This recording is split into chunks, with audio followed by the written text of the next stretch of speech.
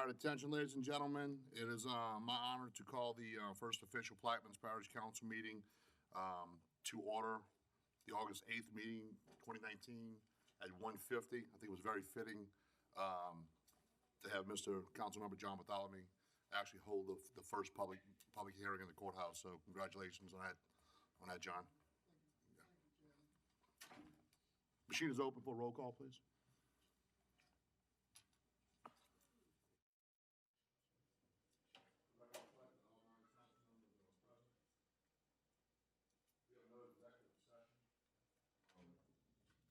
Move to proclamations first. A proclamation declaring August 2019 as Courthouse Arson Investigation Month in the Parish of Plaquemines. I'll offer and ask for a second. Ask for a unanimous second. Any objections? All right, with none, unanimous second. Ms. Marcotte. A proclamation declaring August 2019 as Courthouse Arson Investigation Month in the Parish of Plaquemines. Whereas on January 12, 2002, the Plaquemines Parish Courthouse was destroyed by an arson fire causing more than $2.5 million in damage.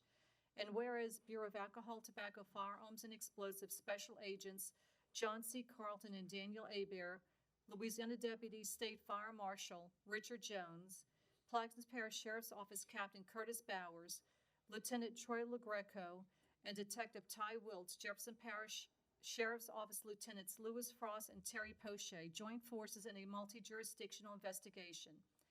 And whereas through this joint law enforcement effort, it was discovered that the persons responsible for the courthouse arson fire were also responsible for two other arson for hire insurance fraud schemes in Mississippi and a financial fraud scheme involving a contractor for the Jefferson Parish Sheriff's Office. And whereas after over a 2-year-long joint investigation, on July 16, 2004, 4 individuals were indicted by a federal grand jury and subsequently all pled guilty for their crimes, and 1 other individual was indicted and pled guilty in state court. And whereas, as a result of this joint investigation in April 2005, ATF Special Agents John C. Carlton and Daniel Hebert were named Investigators of the Year by the International Association of Arson Investigators and accepted the award on behalf of all those who contributed to the investigation. And whereas that the successful outcome of this investigation is a clear demonstration of how, when federal, state, and local law enforcement agencies work together, the public is well served. Now, therefore, it be it proclaimed by the Plaquemines Parish Council, represented by its duly authorized chairman, W. Bo Black, and by concurrence of the parish president, Kirk M. Lapine, representing the Plaquemines Parish government, that it hereby declares the month of August 2019 as Courthouse Arson Investigation Month in the Parish of Plaquemines. Thank you, Ms. Marcotte. I just thought it was very fitting.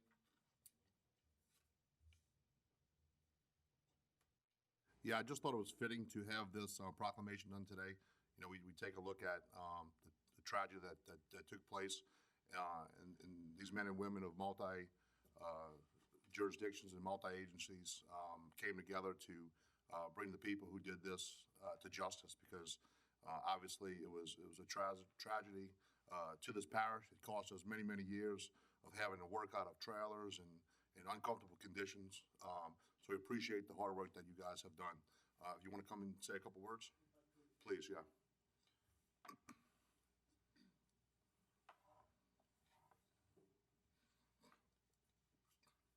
Council, my name is Dan Hebert. I'm a retired special agent with ATF, which is the Bureau of Alcohol, Tobacco, Firearms, and Explosives, and the E is silent if you're wondering. But I wanted to thank you guys. First off, this is a beautiful building. Congratulations on it. And also, I want to thank this council for keeping that facade. I never would have thought you guys would have done something like that, but that's a classy, nice act on your part to keep the tradition of what was there. We spent many days here with the national response team responding to this to try to figure it out, what happened here. Ultimately, we did. I want to thank all those guys. Can you stand up on the back row, the guys mentioned in the proclamation? These guys were primary. The Plaquemines Sheriff's Office did a tremendous job. Jefferson Parish Sheriff's Office, ATF, John Carlton and these guys, if it weren't truly, and sometimes you just hear that, oh, everyone works together. If any part of this would have fallen, this would have never been solved. I guarantee you this because I know more things about this parish than I ever cared to know, to be honest. And it's a beautiful case. It had bikers, it had questionable women, and it would be a great movie, except it was so bizarre it wouldn't be believable. So I wanted to thank the council for that, thank them for this proclamation and beautiful courthouse, and thank you very much on behalf of all these guys. Thank you, sir. Any questions or comments from the table or from the audience? Mr. Root? Question about the bridge? Oh, no. Mr. Russo. Stick around, the bridge is coming up next. I want to go ahead and thank you guys for solving this problem, because when I drove up here on the fire chief from St. Bernard and I got together and talked about, well, what we're going to do. The first thing we thought was to call the ATF in, because we didn't want any thing tainted on the courthouse, because the courthouse was being discussed to be put on a ballot and moved to different locations. And for months and months and months, there was speculation and rumors going around the community that we burned it down so we could move it. So, having faced all of those rumors and you solving the case made our day, to when it finally got solved and we could say, you see, we did not burn it. So we did too. Believe me, sitting in these seats, we heard a lot of them, and today we're living history over again, but in a brand new building. So thank you again. All right, thank you, Mr. Russo. Any other questions or comments from the table, from the audience? All right, well, none of you guys want to take a, come on up. No, we voted. It was unanimous.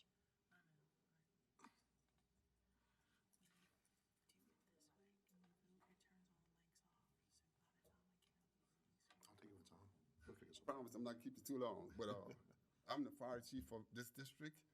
My name is Clarence Brox. I live in Phoenix, Louisiana, and the night of that fire, I was like 5 minutes away from from the courthouse, and they was calling for Woodlawn Fire Department to go out to fight the fire. And I got on my radio and I called the dispatch. I said, dispatch, what area you are talking about? You said Woodlawn and the area of Phoenix. That's when they you see the courthouse is on fire. When I got here, the place was inflamed, fully inflamed. So it wasn't something that didn't have an ordinary electrical wire or something like that. It was set afire. So that was a huge fire. And I was here for like 3 days fighting the fire. The company I worked for was United Bulk, and they told me to stay as long as I want and do what I have to do. And I stayed here 3 days putting out the kindlings and stuff. But I'd like to congratulate all the firemen from Pearl Ash and the surrounding area, Woodlawn, even Port Sulphur and Beerus. All of them came and gave us a hand. St. Bernard did come and they helped us out a very lot, but they got a lot of credit for what we did. We actually put the fire out. It was so hot we couldn't put it out by ourselves, so we needed all the help that we could get. We didn't have the water pressure that was one of the biggest problems, but we was able to do it. And we also, what we did most important, we got all the files, big books files that we got out of here that kept this courthouse going, and a lot of files were not burnt because what we did, we know we were gonna lose the front part of the building, so we got to the area where it's where all the files are there, and that's what we put a lot of emphasis on keeping that going. So I still take my hat off to all the firemen, and I appreciate everything that they did to help put out that fire. Thank you.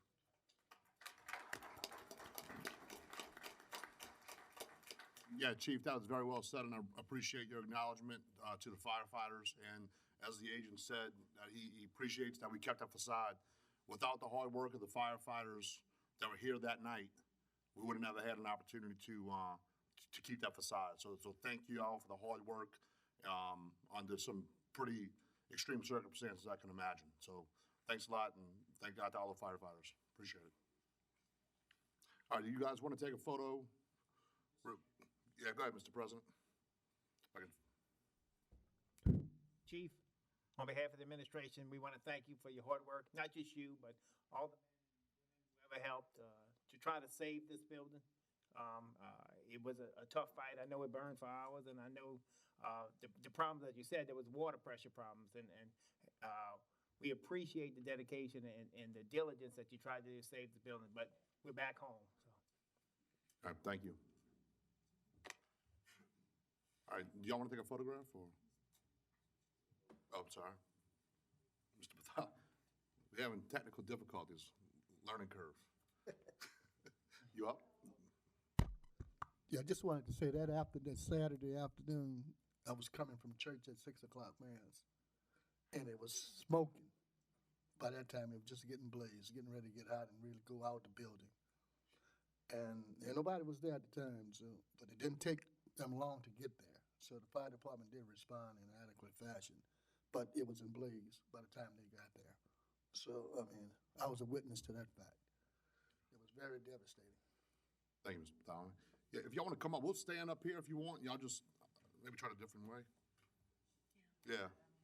Yeah, we'll try it. We'll just stand by on the dais and just sit in the front.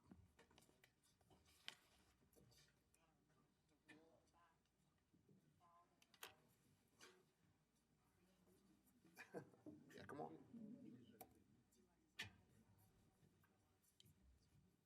You can get everybody, Jason?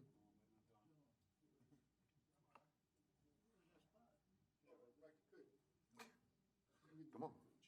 You just stand on a chair? You want a chair?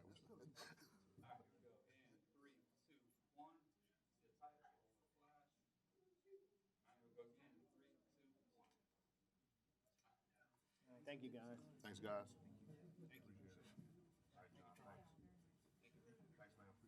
Good words. John. Thank you. Thank you. Chief. All right, buddy, thank you.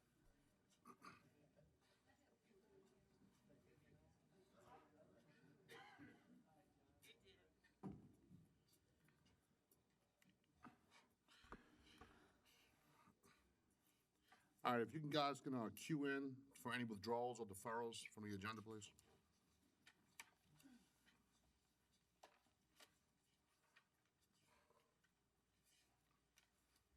Mr. Bartholomew?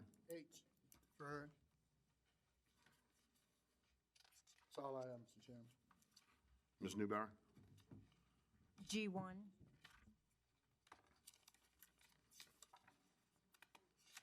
What's that?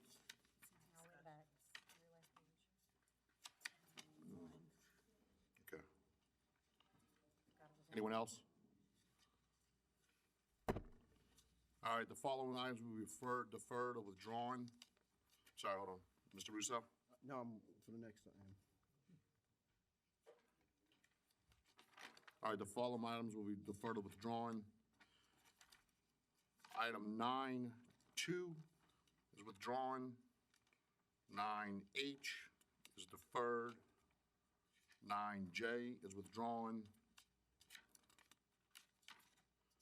And item 10G is deferred.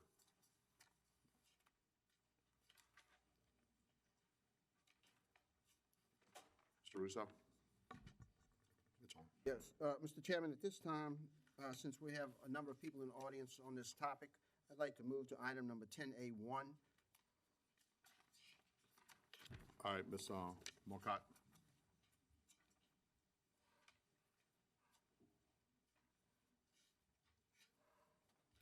A resolution requesting the Louisiana Department of Transportation and Development move forward with identifying the remainder of the funding needed to accomplish a Peter Road Extension Project and the Bell Chase Tunnel and Bridge Replacement Project without tolls imposed and otherwise provide with respect thereto. Mr. Russo? Yes, at this time, I seek a suspension of the rules to take that item up today. Have a second? Second. Ms. Newberry seconds. Mr. Russo? Yes, vote on this suspension, please. Machine is open.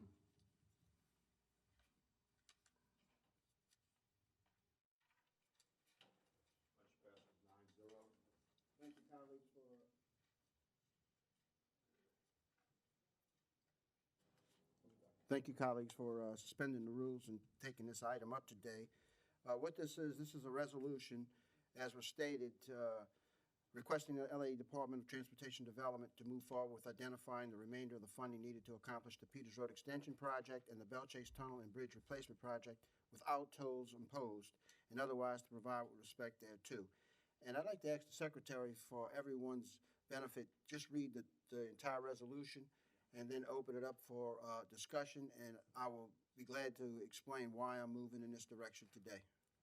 A resolution requesting Louisiana Department of Transportation and Development move forward with identifying the remainder of the funding needed to accomplish the Peters Road Extension Project and the Bell Chase Tunnel and Bridge Replacement Project without tolls imposed and otherwise provide with respect thereto.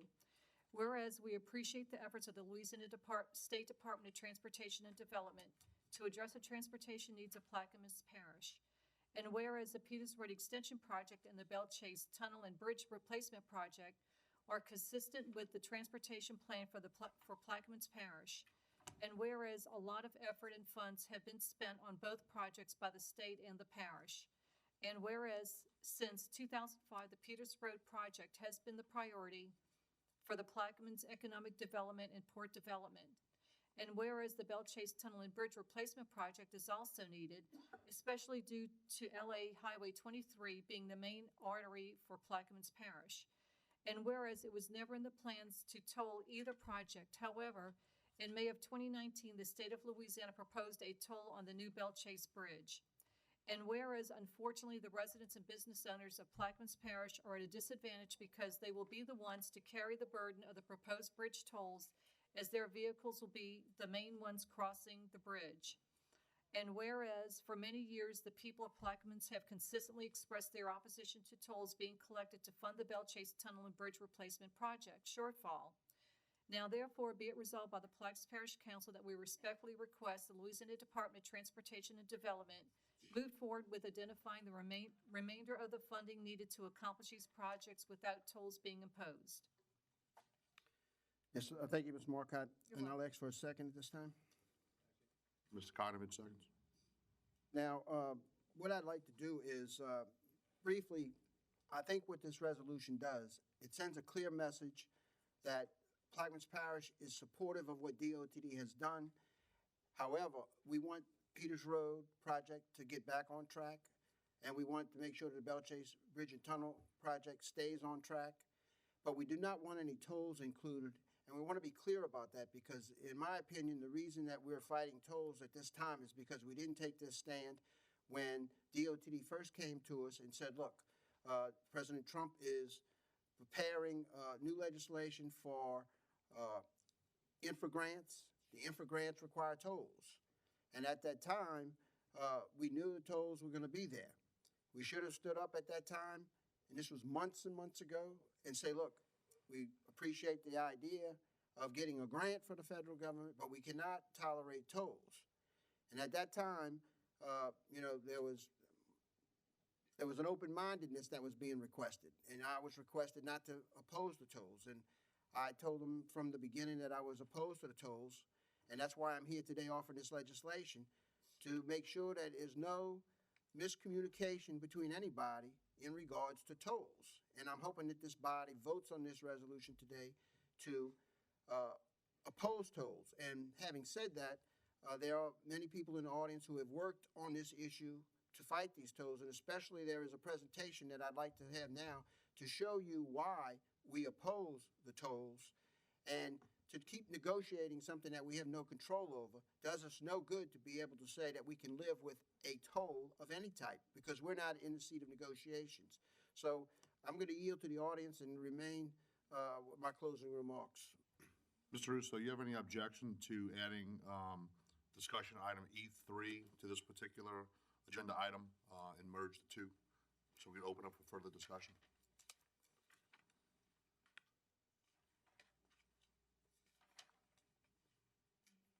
No, not at all. It's part of the discussion.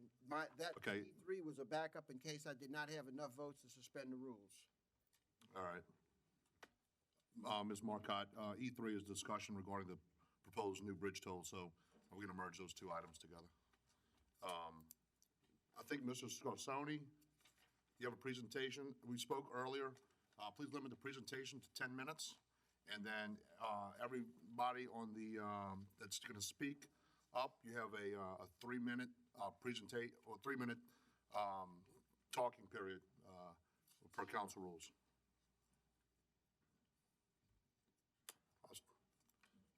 On the clock. I'm joking. Whenever you start. I'm old school here. I gotta figure out where to plug it in at.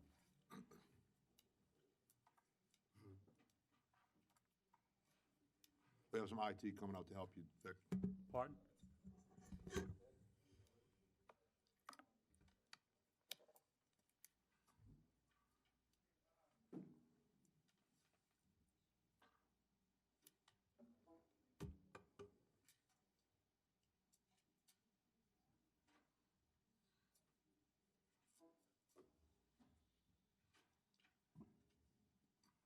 Wait for my computer to come up. It's Yeah, old. you're good, you're It's good. an old computer.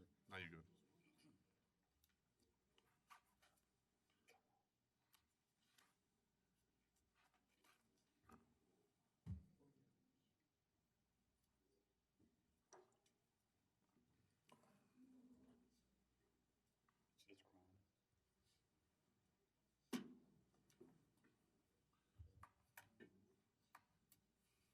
Does everybody have a handout, by the way? Yes. Not everybody, the council members, I'm sorry, have a handout. They should have a handout with Yes. something like this. That's for your reading enjoyment later on in case you missed something during the presentation. Send it to the office. Yeah.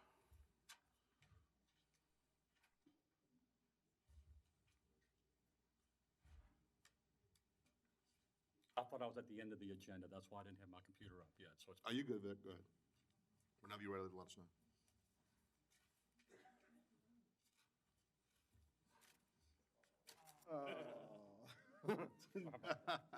Softening everybody up. Thank God it was just that.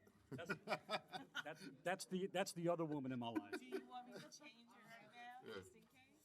Should I change? Nah, that's all right. You never know.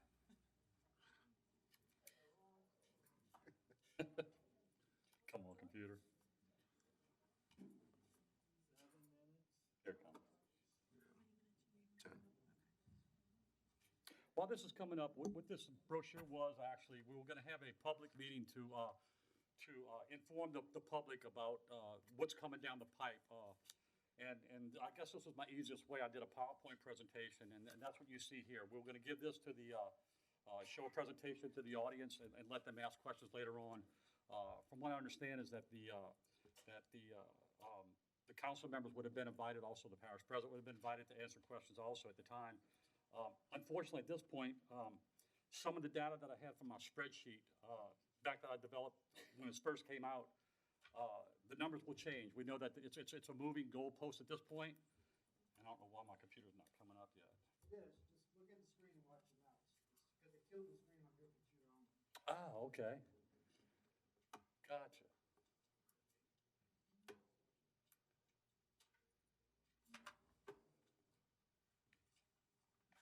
Presentation here.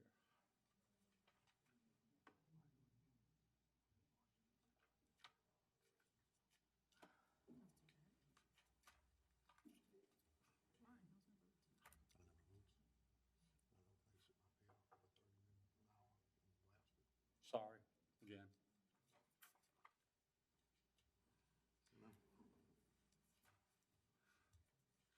All right. You'll notice in your pamphlet that first of all, we start off with kind of the history of how we got here back in the day.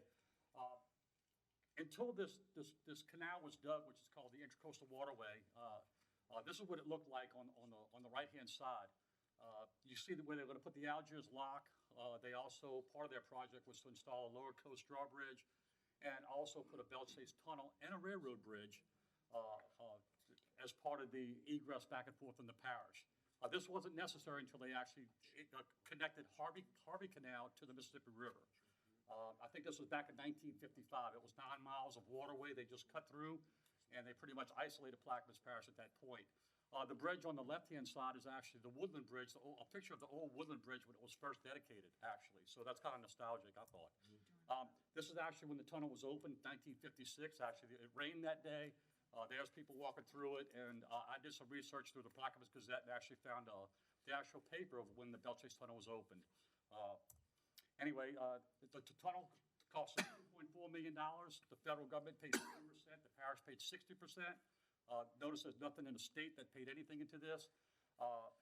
And the 40% was the cost of the Corps of Engineers to actually put a drawbridge. But at that time, Mr. Perez, President Perez did not want a drawbridge, so he'd said that the parish would actually pay the difference from a drawbridge to a tunnel. And we actually did that. Here's some nostalgic that our underwater tunnel, it was the first underwater tunnel, fully automatic tunnel in the world. And you say it's automatic, there's really no moving parts that you can see when you drive through, but they do have a ventilation system that replaces the air every 2 minutes in that bridge, just to keep the fumes from the cars at a minimum if you ever get stopped on the bridge. I thought that was pretty interesting. It's all underneath the roadway, by the way. This is the Belle Chase Tunnel construction. If you notice, right up in here, there's a canal being dug. It's not finished yet. This is actually Belle Chase Highway back in the day. The canal's coming from this other way, and it's also stopped right here. That's before they actually built the tunnel. The Belle Chase Bridge, because we outgrew the tunnel, was built and opened 1968 for $3.3 million. It's 40 foot closed, 100 foot open. Opens 10 times a day. Believe it or not, the average open to close time is 7 minutes, and it opens up 3,700 times per year. That's why it breaks so much. There's a little thing on how we got here with the feasibility studies in 2009, 2012. Believe it or not, Peters Road began in 2012, and here we are. We still haven't finished it yet. The first public meeting was in 2013. 3 years later, the second public meeting. And we go on and on. We actually had 4 public meetings. And in 2019, we finally get the RFP from Plenary in March of 2019. They picked them, and we had our 4th public meeting, which they hit us with the bombshell about a toll and how much it's going to cost. I'm not going to go through the whole thing. There's other stuff. I'm going to kind of go through it pretty quickly. Feasibility study, if you notice, the second alternative was actually was a fixed bridge. That would actually, that's what they were settling on, is that 1B alternative at $91.3 million. This was back in 2009. In 2013, for some reason, the 100-foot fixed bridge went up to $201 million. It went from 80-something to 201. And then we come in 2016, then they finally figured out the alternative 4A, which is a 4-lane, 5% bridge, 70-foot fixed grade at $121.9 million. Then we go to another meeting to find out in 2018, now it's 150. And this is the environmental assessor telling us how they all came up with the numbers. The current proposal, if anybody doesn't know it, it's plenary, it's 73-foot bridge. Tunnel decommission and old bridge removal is part of that. It's a 30-year O&M term at about $165 million. This is how the grant works out. It starts off at 165 minus 45 for the infra grant, 12 for MPO. The Garvey bond, $12 million, and the National Highway Performance, $26.2 million, brings to $95.2 million funded. We need $70 million to finish it. The current proposal is 45 cents. Everybody knows this. 45 cents for a transponder, Plaquemines resident, Plaquemines non-resident, 90 cents, and everybody that doesn't have a transponder with a vehicle, $1.80, and it goes up. This was a slide they showed us. It was a 30-year concession. Actually, they said it was a fixed flat rate toll when they actually sold us in the meeting in May, which we know that's false.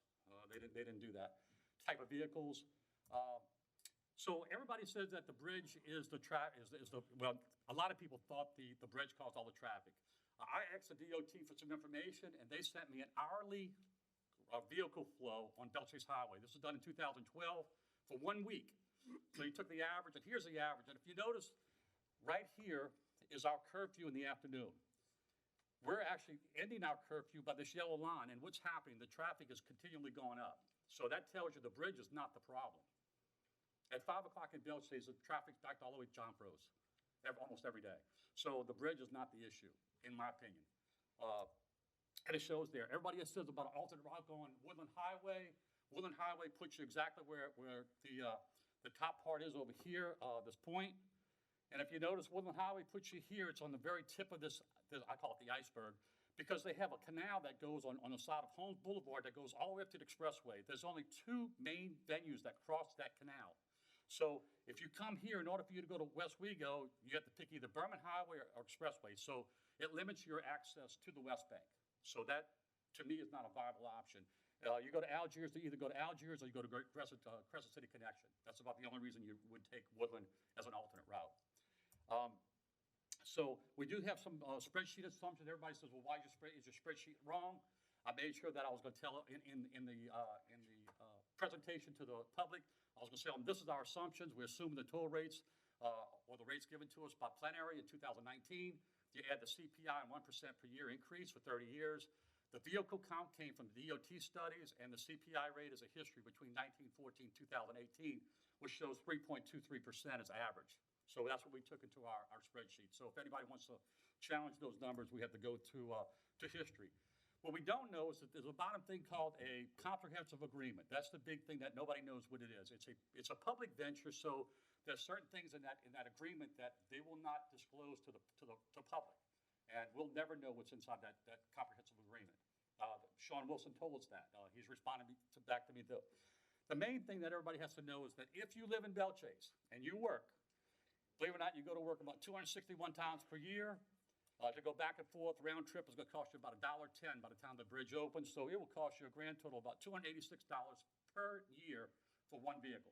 If you and your other significant other works, it's going to cost you about $560 per year just across the bridge.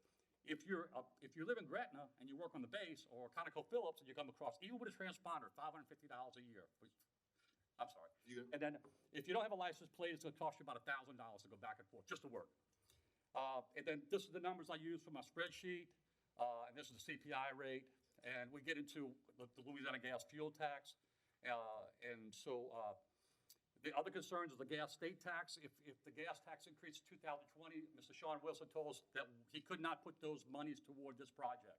He told us that in a meeting with Chris Leopold and our group. I'm not sure if Kirk was in there or not. So we have to ask what happened to the Peters Road extension through all of this. It seemed like it dropped to the priority 2 instead of priority 1. So I think that's where we're at now, is that we need to find out. I think that if Peters Road extension happens, that it solves our traffic problem. It also gives us finally our third route out of Plaquemines Parish. In 1966, we had 2 routes in and out of Plaquemines Parish by car. We're 2019, we have 2 ways in and out of Plaquemines Parish by car. So we've done almost 60 years without having any change in our egress to the West Bank. Peters Road will give us finally our third route out. Plus, it'll move the rail, which is paramount. Believe it or not, total cost for Phase 3 bridge construction. This was in 2017 from the RPC, the Regional Planning Commission. They said the new bridge was going to cost $60 million to cross Peters Road. Now, why is ours costing so much?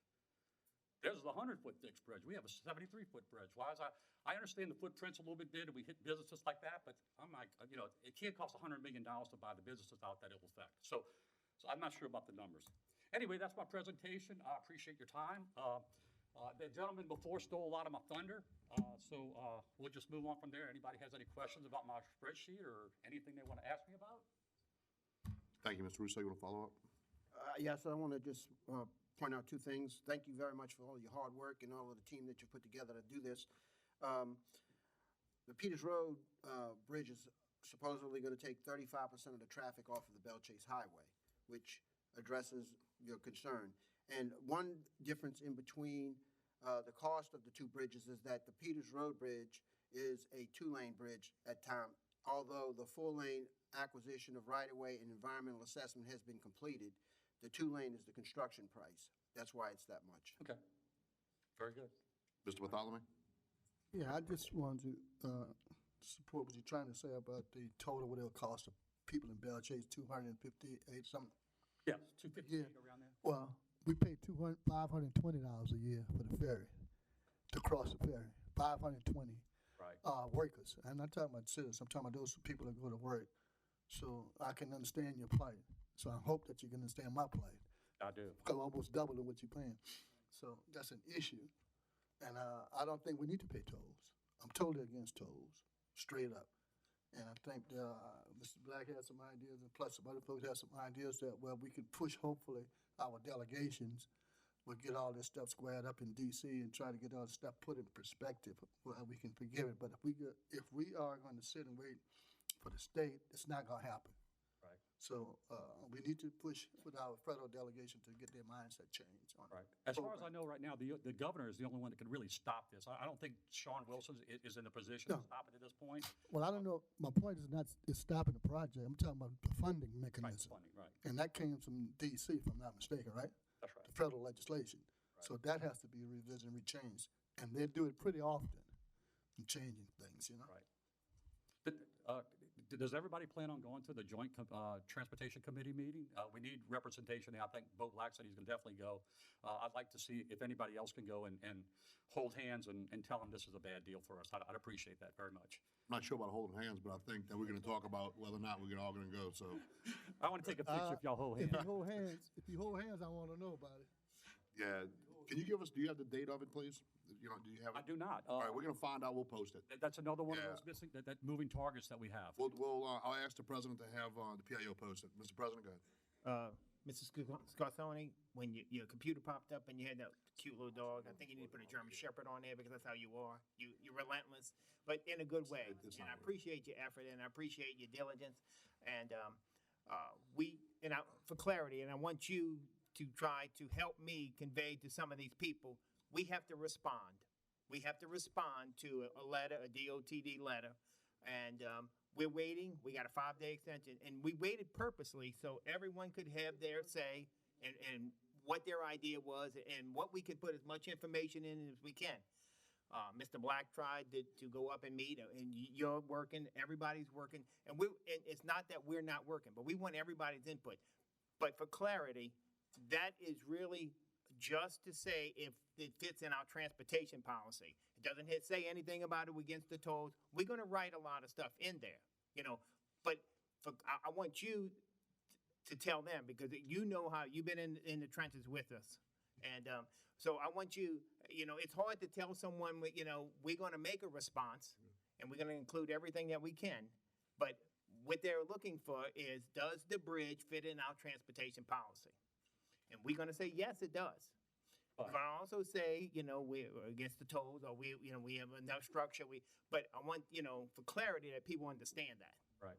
The way that it's written, it's only asking if the bridge is included in our transportation policy. That's correct. Okay.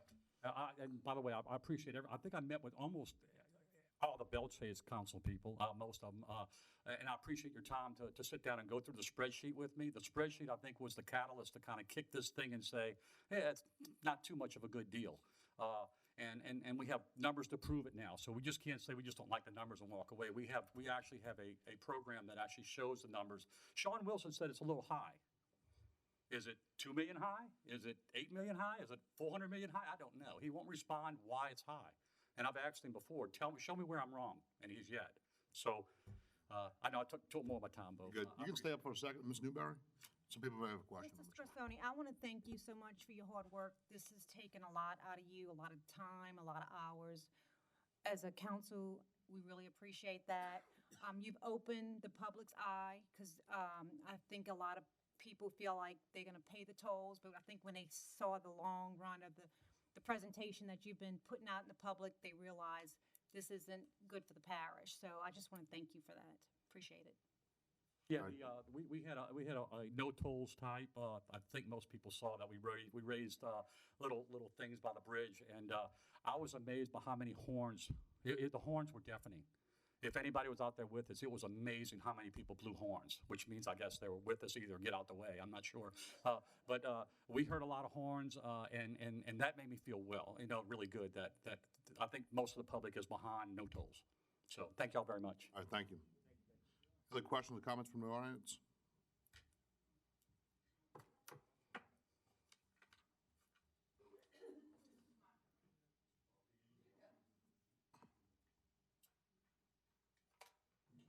Oh, everybody tells me to be easy. I'm Heidi Landry. I live at 166 Colony Road, and I've been on this fight for the no tolls. I was on the fight for the Crescent City no tolls. If anybody looks at the Crescent City thing, how can you even think of trusting anyone to put a toll on our bridge? I can't even imagine that. I do think he went through the numbers quick, and I'm just going to say a lot of the people who are sitting behind me, I heard little things. They don't know that it was a 30-year toll that they're proposing. They don't know how bad this proposal is. That's why we did the no toll wave sign, to try to get people to call. My phone has rang since that day constantly asking me questions about it. That was the reason we did it, to bring awareness to the public. And it's a toll both ways. The company that's doing it, which they only accepted one bid, which is another problem for me. You don't build a house with one bid. It's crazy. And they're going to be making excess of $600 million. We're not going to call Vic back up here, but you know the point, okay? And I just feel there's a few things that some people that couldn't make it today wanted me to make sure that everybody understands. There are two businesses that I know of personally. I've spoken to the owners that are looking to move to Jefferson Parish if this goes through. One of them has even gotten incentives from Jefferson Parish to take their business out of Plaquemines Parish. So that's very, very important. That's our tax base. And one of these companies has many, many trucks, pays a lot of taxes in Plaquemines. If they move, that's a big cut for us. So there's a lot of things involved here. We did have some public meetings. Of course, in May was when we found out all this bad deal. But if you remember the first meeting we had, which was in the council chambers at the other place, and everybody was standing on the stage, and it's not to criticize, but a lot of people that were elected officials said, hey, Heidi, I can't do anything. I'm not the state. It's a state. It's a state. It's a state. Realize what people do. These people, these no-tolls group, and the people that came out to help fight us and who have given us this information, Vic with the spreadsheets, people can do a lot. And elected officials, although you may not be Chris Leopold, okay, but although you're not our state rep, you are our body to speak for us. So don't please in the future, and I'm not pinpointing certain people, but I know there were certain people, many, that said they couldn't do anything. And I hope this woke your eyes up that you can do something. And for the people in the audience to know, the governor has told many people that this plan can be stopped if the public doesn't want it. There's no vote being taken. And so my question is, if y'all are going to do an ordinance or write a letter to the governor, not the letter you're talking about, the transportation, but the letter saying we do not want this proposal, we need to make sure we get something back from the governor that he accepted that we do not want it. Because just by face value that you send something up there, to me, I'm asking y'all as an elected body to make sure that he responds, that that proposal is dead in the water. And for the ideas that Bo has and anyone else has, I ask that you please involve the public with it, that it doesn't just come to us, that we can give you our feedback and see what the public wants, how the public wants to go forward. And I think that would be a lot further in the game if we'd have got up, everybody got together from the beginning. So I'm for no toll. Thank you. All right, thank you. Just to clarify as well, is we have taken a lot of action. We've written a formal letter to the governor expressing our opposition to the proposal. This council voted 8-0 on that particular item. Mr. Russo has an item that just passed 9-0 to suspend the rules, and I think he's about to vote on it to express his interest here. Multiple people has met with Mr. Wilson. We're going to go testify in front of Joint Transportation. So we're doing all we can do. I'm not sure if you knew anybody in Baton Rouge that can help out as well, but if you do, let them know. Besides that, that's where we're at. All right. Mr. Russo? No other comments from the audience?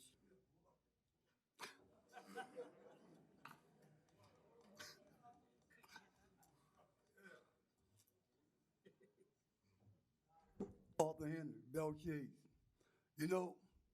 People know I come to these meetings all the time.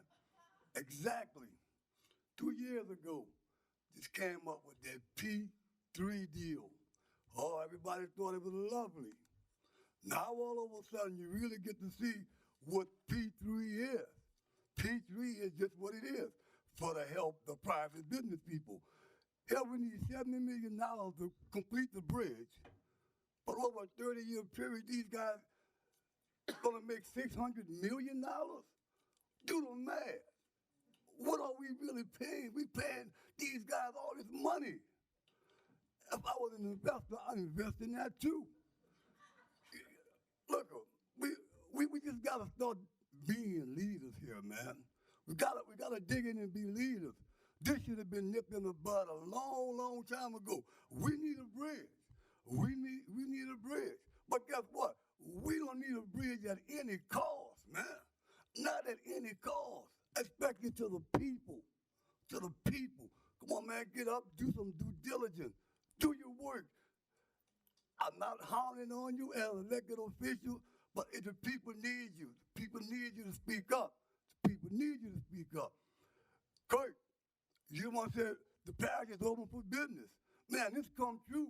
You know, like the lady just said, we gonna lose a lot of business here.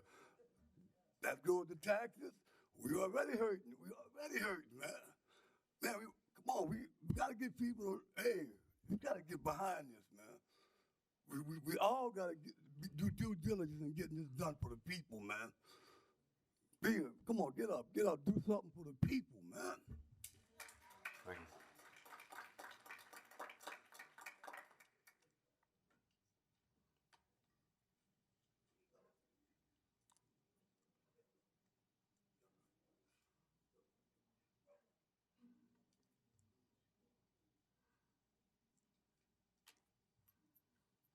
Good afternoon, Burgard Turner, 161 East Bellevue.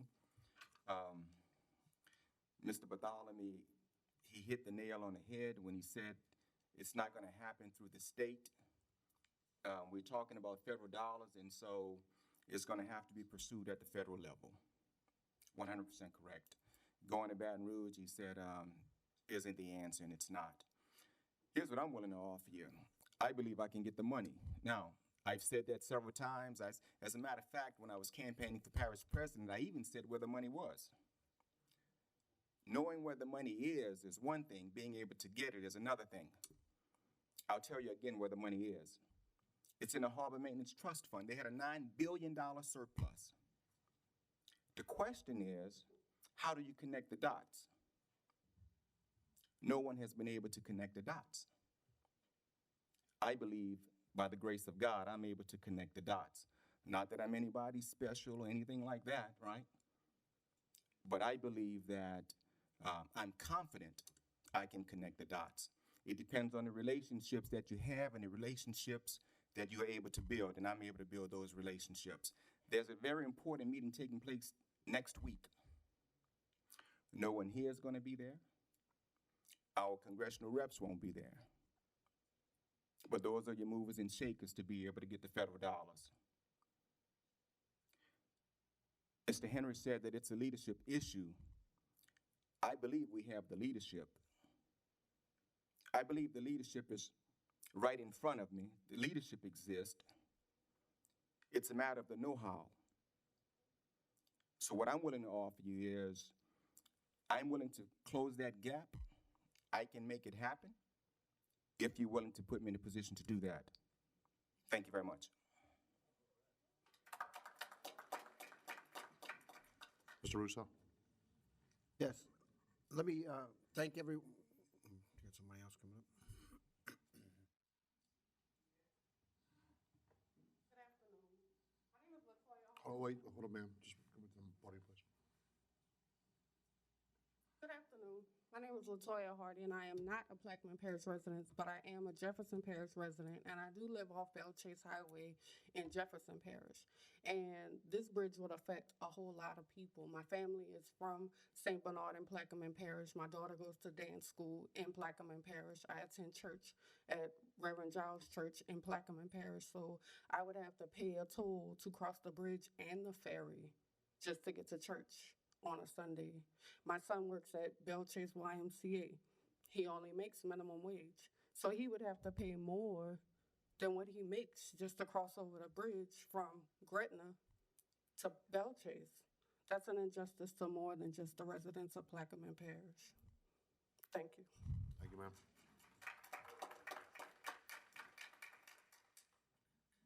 Mr. Russo? One more.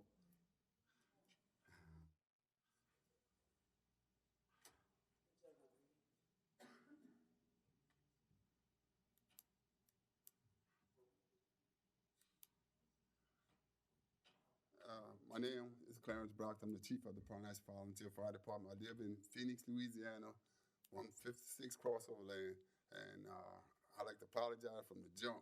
I didn't ever expect to be coming up to the podium to talk to you guys tonight and ladies, but today. But since we're talking about tolls and how people hate to pay tolls, we paying tolls at the Belchase Ferry to go across to the West Bank and back to the East Bank. And I don't have a problem with it because I'm 65 years old, believe it or not, but I don't have to pay. But I see people that senior citizens that paying because they most of the hospitals are on the West Bank, the better hospitals on the West Bank. They avoid St. Bernard Parish for whatever their reason. If they get sick, they want to catch the ferry and go to the get medical treatment on the West Bank. So if they have a doctor appointment, they got to pay toll, and they were in the 70s and the 80s because they can't drive. They have a grandchild or a relative driving for them. And I'm asking the council to trying to do something with that. Although they're 65 years old and they're not driving the vehicle, they got to pay. And they're on a fixed income already. So I'm asking y'all to look into that, trying to get those senior citizens to be able to go across, even if their relative is driving for them. And and also, and if you could get that, people paying to go across on the ferry, then nobody complain. They can't afford it because it costs a lot of money, but they're not complaining. But what our biggest complaint is that small ferry that we've been having there, the Frontenac Ferry, for over a year now, because the dolphin is broken. The river is going down now. Can y'all get that dolphin fixed so we get that big ferry back online? We're paying for the ride the ferry, but we're getting poor service because you got to miss a ferry to catch another ferry, and we got to pay for that.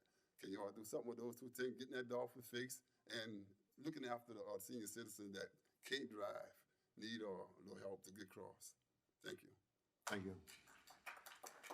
I think Councilmember Blink has an agenda item later on in the council meeting in regards to ferry tolls. So thanks. All right. Any other items from the audience? All right, with none, Mr. Russo. Yes. Let me thank you all for taking the time out to come down today, and especially for the effort that's been put forward for the last couple of months in the organization of the No Toll Group. Y'all have done an excellent job. You've educated the public, and you've brought a lot of issues to the forefront. The purpose of my resolution today is to make it very clear that we are not in favor of a toll. However, it's also very clear that we are supportive of the Peters Road project being put back on track, and we don't want to see the Belchase Tunnel Bridge Replacement Project slip. We have expended a lot of funds, state and local funds, towards these projects. And my approach would be to see that if we can get some of the $300 million surplus that the state just found, or some of the BP money that was appropriated recently. And I believe that the reason we didn't get into the mix of the BP money was because we were on the wrong trail. We were on the P3 trail. And so there was no discussion about this bridge being placed in that pool of projects for funding, because it was never brought forward as a potential project. It was already on the P3 rail, and that's where we're at today, trying to get off the P3 rail. So thank you all for your efforts, and I'm hoping that we get a unanimous vote today, and at least it'll send a message to the governor's office that we are not supportive of tolls, but we are supportive of the project. And as far as the administration letter's concerned, I understand that you said that doesn't ask for anything about tolls. It just asks if it fits in our transportation project or program. I hope the letter would reflect that, yes, this project fits perfectly in our transportation plan without the toll, and add that language in there to say without the toll. Thank you. Thank you. Mr. Russo, you call for a vote? Call the question. Question called. Machine is open for a vote.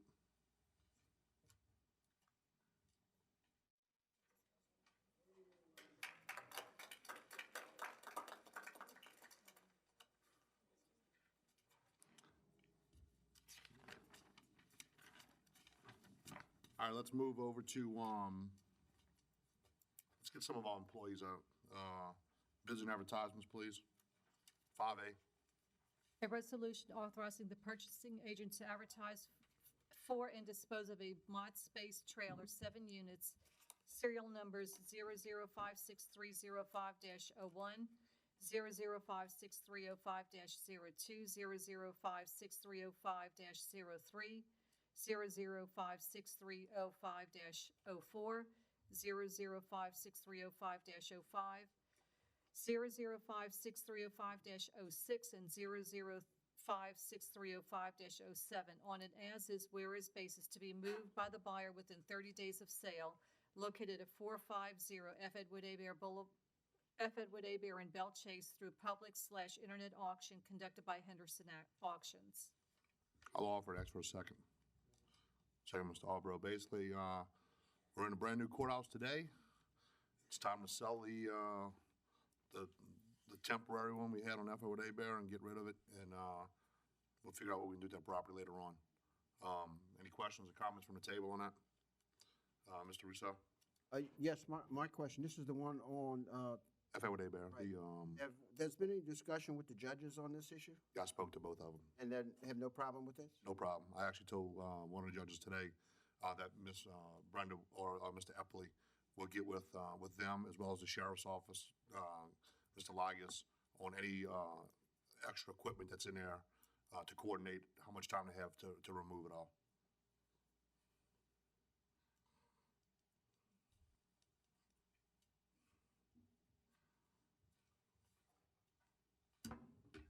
Yes, Warren Lawrence, 120 Timber Canal Lane, Myrtle Grove. I had one question on this, and I had 2 meetings ago. I didn't make the last meeting, and I questioned at that time the dissolving or the resolving of the surplus property, and that the port does it one way at a lesser cost than the parish. And I want to know if there's any resolution to why we both do these as 2 agencies under your control. One does it one way, the other one does it, and finding that there's a difference in the cost on disposing of this, has that been resolved? Yeah, Ms. Stanford? Yes, sir. I've spoken to Donald Durr with the port. They handle one item at a time, like one movable or whatever. So he does all of the work on going get the pictures and putting it out there on the internet, where the parish does many, many items at a time. Henderson comes and takes all the pictures themselves. They put it out on the internet, and they have a on-site auction at the same time, so it runs concurrently. So we just get a whole lot more bang for our buck than the ports going through that other company. We do the same thing as the sheriff's office. The sheriff's office and us both use Henderson. It's something that we looked into many times, and it is the best thing all around that we found handles the small little calculators that we can't just throw away because we have to put it in container and send it at auction, where the company that the port's using is only doing big item stuff. They can't handle like old computers, calculators, And stuff how do like they that. handle their computers and everything? They haven't been in conjunction long enough yet, but I'm gonna bet to wager that they're gonna send them to me to send it through to Henderson. Okay. And with that, I just end by saying, we talk about reorganizing government. We have dual services done, one by the port and one by the parish. I don't know whether. I would think as their need increases, they probably will end up coming through the same way that us and the I guess sheriff's they office should. is doing. My feeling is we should have one purchasing department for both groups and not have Give me double money, duplicated. I'm for that too. All right, thank you. Any further comments from the audience, from the table? All right, with that, machine's open.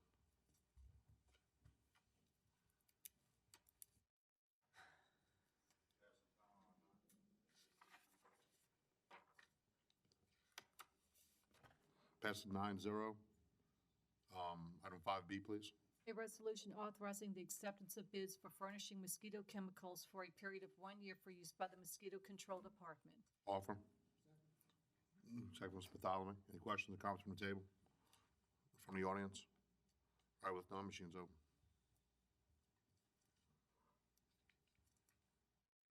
I don't know who said that.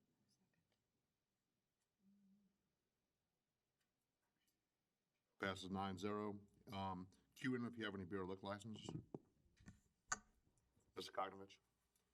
Yes, community fundraiser, car show, cruising the river, cruising the Delta car show, Bureau's Fire Department on 9/14/19. That's it. They off the levy. You offer? Yes. Offer, ask for a second. Mr. Blank seconds. Any questions or comments from the table? From the audience? All right, with none, machines open.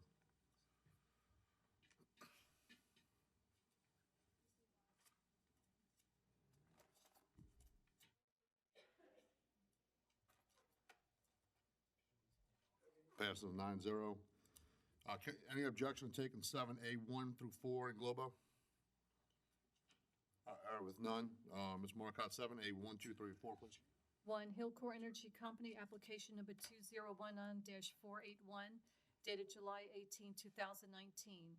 Install 2-inch gas line and 4-inch flow line, Councilmember Blank. Number 2, Hillcore Energy Company, application number 2019-491, dated July 25, 2019. Prop wash, install pile clusters, drill the section 1 prospect number 1, and install wellhead protector. 2-inch gas lift line and 4-inch flow line, Rattlesnake Bayou, Councilmember Blank. Number 3, Hillcore Energy Company, application number 2019-493, dated July 25th, 2019. Prop wash, install pile clusters, drill the section 1 prospect number 2, and install wellhead protector. 2-inch gas lift line and 4-inch flow line, Rattlesnake Bayou, Councilmember Blank. Number 4, Hillcore Energy Company, application number 2019-494, dated July 25th, 2019. Prop wash, install pile clusters, drill the section 1 prospect number 3, and install wellhead protector, 2-inch gas lift line and 4-inch flow line, Rattlesnake Bayou, Councilmember Blank. Mr. Blank offers, ask for a second. Second. Mr. LaFrance seconds. Any questions, comments from the table? From the audience? All right, with none, machine is open.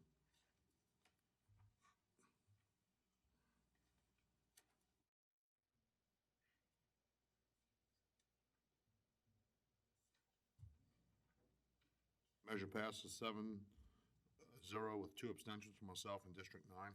Mr. Karnovich. 7B, please.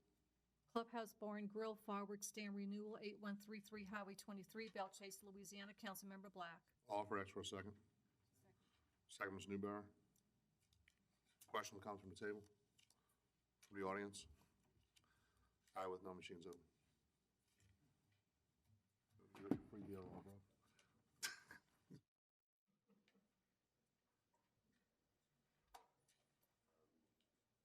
9-0. All right, please cue in if you have any introductions or resolutions. Mr. Karnovich.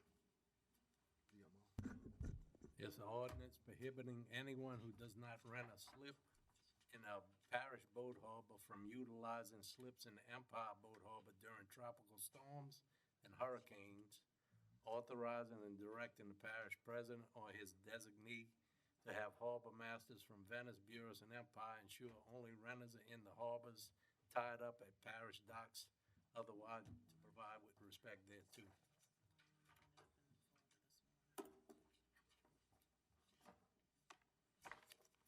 Do you have a copy? Mr. Bartholomew?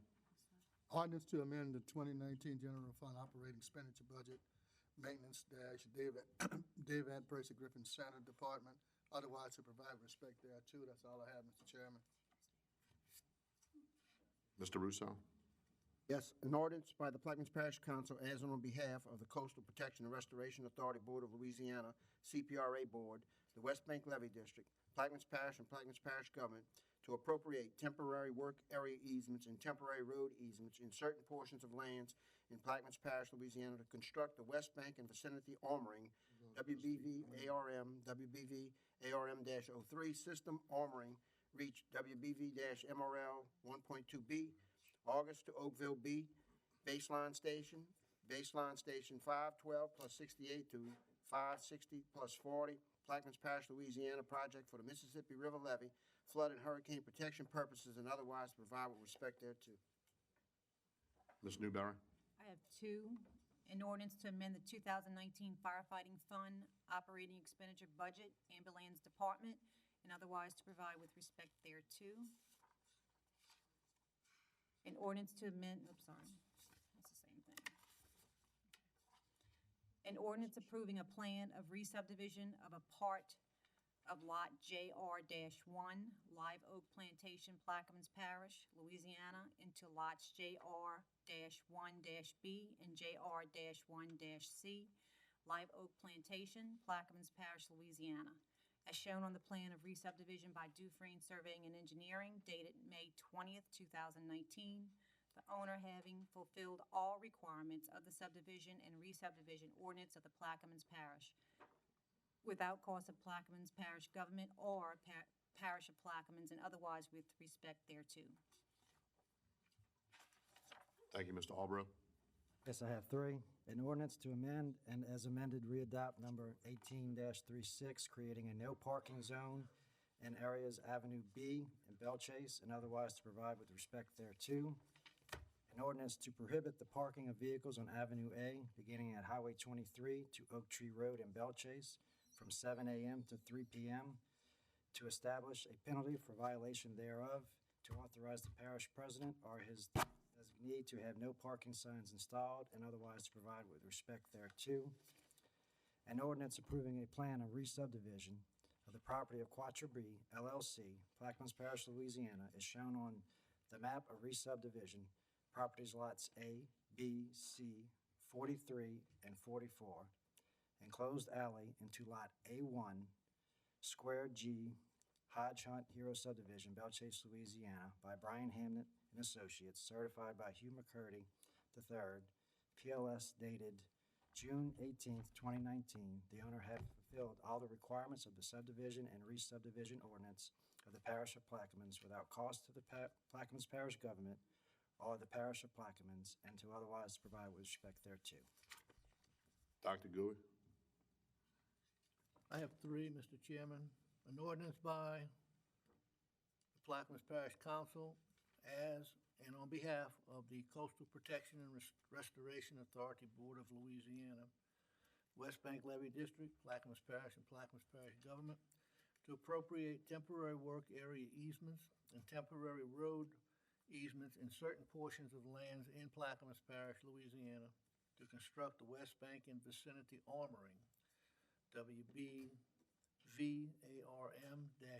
system armoring, reach WBV-MRL 3.2, Bell Chase to Oak Point, baseline station 310 plus 00 to 444 plus 000, Plaquemines Parish, Louisiana.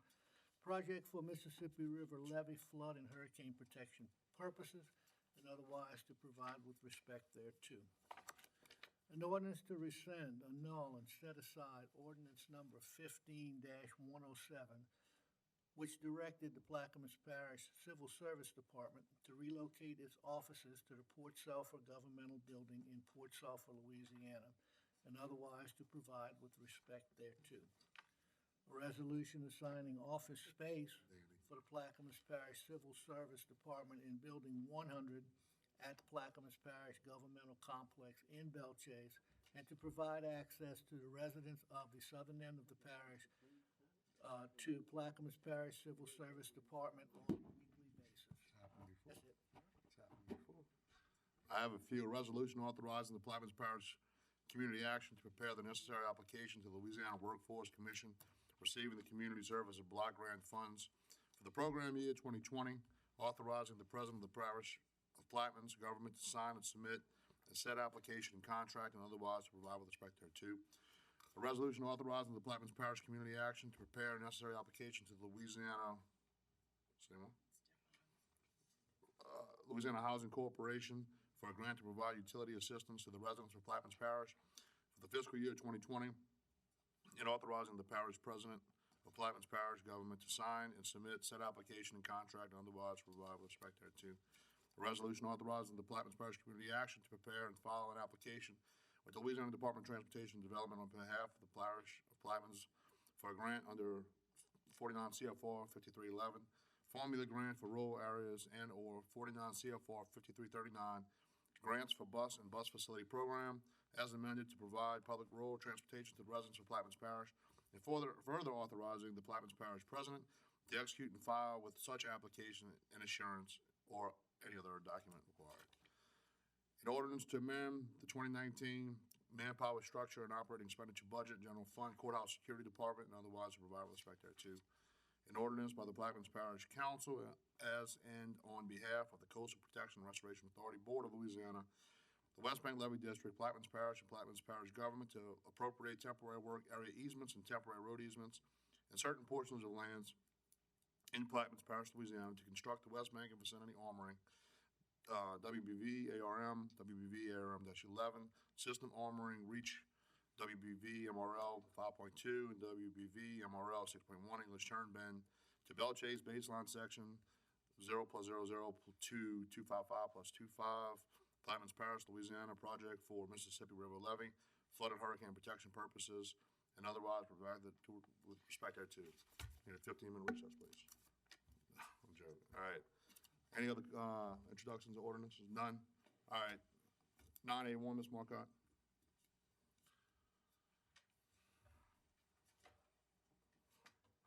An ordinance establishing a policy of relating to backflow prevention devices for all bona fide commercial properties is required by the Louisiana 2012 Plumbing Code to rescind ordinance number 18-80 and otherwise provide with respect thereto. I'll offer that for a second. Second, Mr. Koknovich. Mr. Epley, this is finalizes the requirement for the backflow preventers that we passed by Ms. Williams a year ago. Okay. What this does, it gets us in compliance with the Louisiana State Sanitary Code. So this is something that we are required to have in order to be in compliance with the State Sanitary Code. Okay. Mr. LaFrance? These backflow preventers, so you're talking about check valves? Yeah, so they prevent the flow of water from flowing backwards into the general water system. So if the water's connected, and they're not required by residential applications, but commercial applications. So if we're providing water to a commercial application like a restaurant, it keeps the water from, if the water pressure drops, from flowing out of the restaurant back into the public water system, which could have been contaminated in the restaurant and then contaminating the public water system. Mr. Black, on line 35, it said 6-11-201.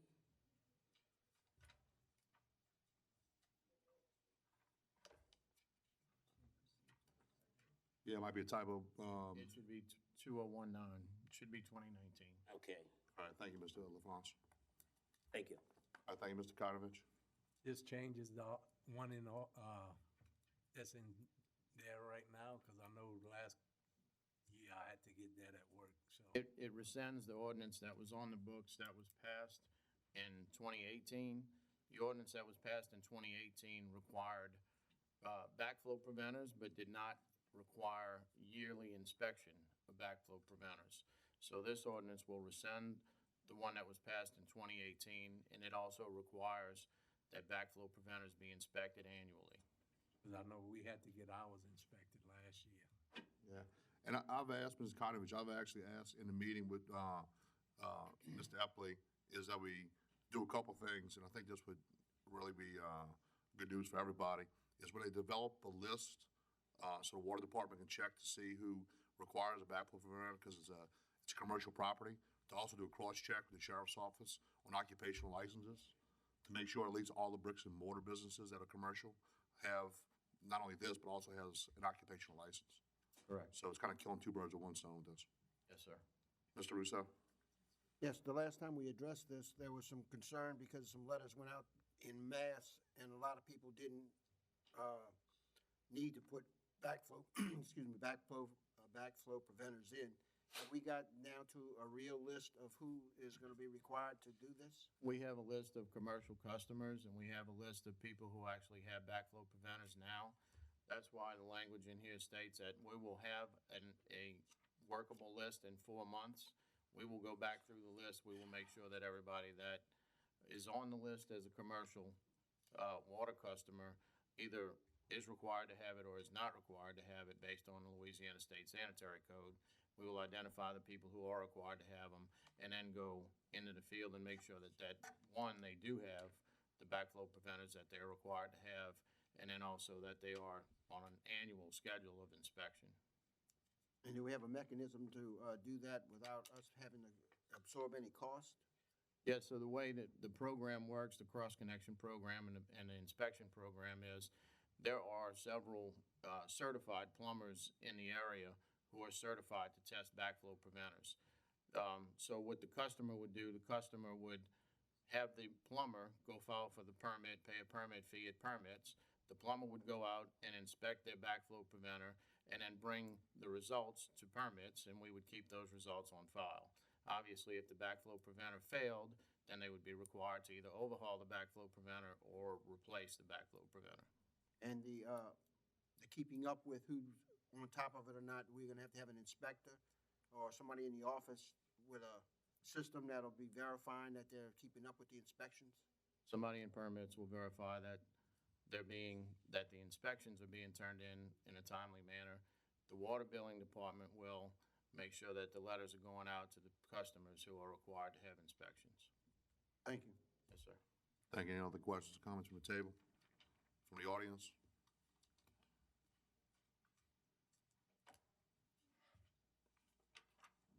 Yes, Warren Lawrence again. Just to clarify something on backflow preventers, and I was the chief plumbing inspector in the city of New Orleans at one time, and we did have a backflow. They do have a backflow prevention.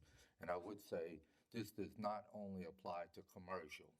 If someone in a residential class has even a sprinkler system, that requires a backflow preventer according to the state health code. So it is not just commercial. It does cross over into some instances such as swimming pools, and backflow preventers are required, and some are required all are required on lawn sprinkler systems. Thank you, Mr. Lawrence. Any other questions from the audience?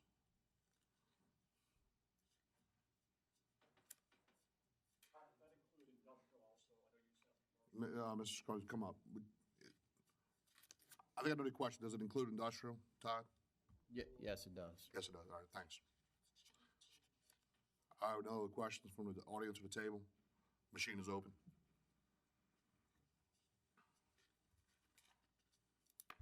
Councilman Barber, thank you. When I put it on. It passes 9-0. I see Ms. Turner, Ms. Major Riley in the audience. Not sure if you guys heard me at the beginning. 9-2 and J is withdrawn. 9B, please. I'm sorry, 9B. A resolution to create a policy wherein all anticipated land acquisition expenditures which are $100,000 or above must have a second independent appraisal before the purchase can be made and otherwise provide with respect thereto. Mr. Blank. I'd like to offer with one change on line 13. I'd like to change 100,000 to 250,000, and otherwise offer as read. Offer is ready. The second. Second. Second with the changes. Good. Changes are 250,000 from 100 to 250,000. Say again?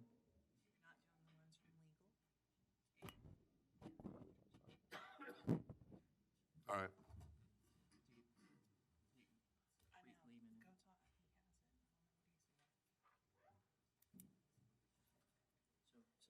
This is an amendment, so you just gotta.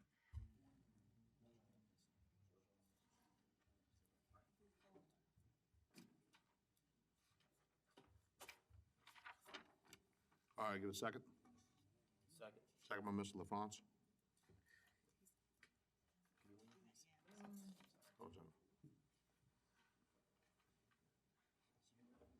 Mr. LaFrance removes a second.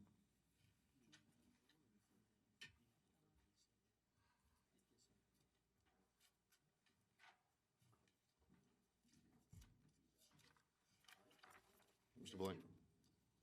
A resolution to create a policy wherein all anticipated land acquisition expenditures, which are $100,000 or above, must have a second independent appraisal before the purchase can be made or otherwise to provide with respect thereto. And be it resolved that by the Plaquemines Parish that a policy is hereby created wherein all anticipated land acquisition expenditures, we're going to change which to that are estimated to be, we're going to change $100,000 to $250,000 or above, and that are not entirely reimbursed by state and federal agencies, must have a second independent appraisal before that purchase can be made. Okay, so basically what the changes are is they're adding, line 14 and then changing 100 to 250. With that, everybody clear on that one? All right, Mr. LaFrance, seconds.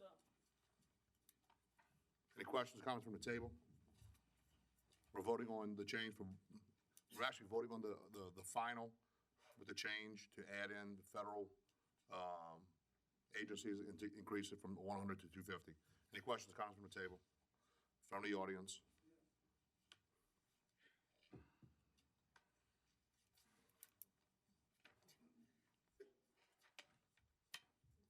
Hey, Ricky, I was for this, man. I was for one of the good government deals, man. Finally, I thought I seen something. But why you changing it from 100 to 250? Sure, certainly. So I consulted the parish assessor's office, and after reviewing what it costs to actually have an assessment done, we figured, say at $100,000, if these things are about $3,000 a piece, would be 6% of the acquisition cost. We just felt like it was too much of a burden, and it made more sense to go just a little bit higher. Public needed to know. Sure, absolutely. All right, thank you. Mr. Blank, vote? Yep. All right, machine's open for a vote.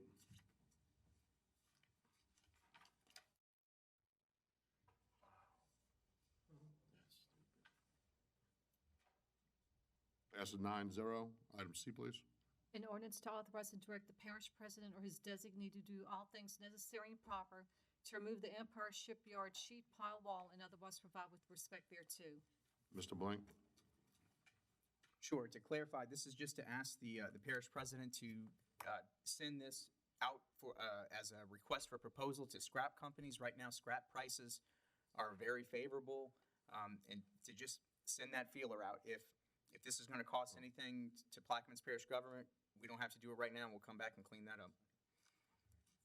Offer by Mr. Blank. I'm going to second. I'll second. Second by Mr. Bartholomew. All right, any other ones? Mr. Lapine? There's some money that needs to be appropriated, but we'll go out for bids and see what it is and bring it back to you. Thank you. All right, any other questions coming from the table? Me. Ms. Newberry? I have a question. Is that the sheet pile that's when you're going into Empire Marina on the left? That's it, yeah. And who put that sheet pile there? Probably the Corps of Engineers. Why we can't get them to remove it? We could ask them.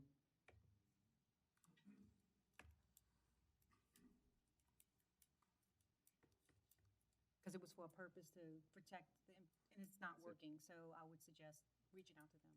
Certainly. Mr. Russo?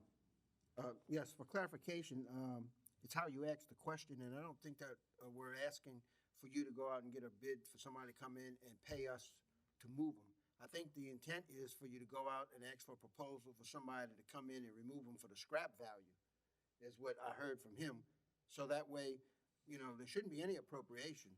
There should be an effort for salvage. Okay, in the spirit of cooperation, I spoke with Mr. Dugas, and he said that we're going to have to need appropriation to move it, okay? That being said, you want to pass this legislation, we'll do what the legislation says, and if there's something that can't fit in the scope of the going out for bid, then we're going to have to remove it. Well, I don't know if we're getting the message clear. Okay. The bid should not be for us to be asking a contractor to come in and we pay them to remove that. The request for proposal is to see if there's a scrap value that will come in and they will remove it for the scrap value. And that's the way that I believe the RFP should be couched. I mean, that's what I'm getting out of this. Now, Mr. Dugas is in the business of spending money naturally for contracts and all of that. We're asking that this be done for the scrap value. And if you can't get a scrap value for it, you'll get no proposals. And you can come back and tell us, I have no proposals. So So the ordinance says to do all things necessary and proper to remove the Empire Shipyard sheet pile wall. While it doesn't say necessarily just get proposals for scrap value, but Mr. Dugas's concern is that what we did with the other levee system, or I wouldn't call it a levee, I guess it's more like a potato ridge. What we had to do is actually dig 3 feet down to remove the sheet pile wall, and then we had to actually obtain fill to level that levee off. So because we have to go down, cut it, and then we're going to need fill to level it off. So I think his concern is if we get enough scrap, if the scrap value is there to basically pay for the removal, we're probably still going to need some fill or some material after so that we could level off the levee system. We can't just leave a big rut in the levee system when we dig down to remove the sheet pile wall. So that was Mr. Dugas's concern, but as the parish president said, we'll pursue proposals for scrap value, and if it's not enough to cover the additional fill that may be needed to levy off that levee system, we'll obviously come before the council and try to find an appropriation. Okay, Mr. Rousseau. I'm just gonna ask one more time that the specs and the proposal be crafted in such a way to where someone might be able to come in there and pull the sheet pile out the ground and reuse it. Or they may be able to come out and dig it, cut it down, and then fill in dirt that's there. It's all in how you ask the question is the point. Correct. And obviously, we don't want to spend any money, so it will be crafted that way. But we're just letting you know how the previous wall was removed and that there are potentially additional expenses other than just cutting off the wall and having that be turned over to a scrap company. My last comment is how you ask the question, and I hope you ask it in the right way. Thank you. Ms. Newberry? I'm going to ask Mr. Burrett to hopefully we can get some answers from the Corps to let the Corps know that they put this project up there, it failed, it shouldn't be our responsibility.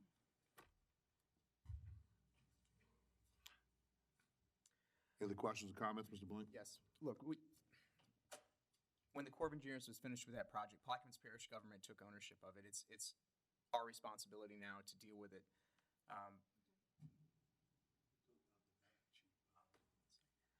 Would just like a good faith effort on the part of the administration to try and do anything they can without having any cost besides the administrative work associated with this to have the wall removed. That wall is an eyesore. It's a drag on the local community. It's a constant reminder of what that community went through during Hurricane Katrina, and I would greatly appreciate it. I really don't think this even needs to be done like this, but I've asked a few times, and I would just like it done. That's all. Thank you. Thank you. Mr. Blank, I agree with you. It is an eyesore. We'll do everything in our power to get it done. Thank you. Mr. LaFrance? Richie, I can get some of my homeboys and come get that. They'll come get it for the metal. It's on. There we go. They'll come get it.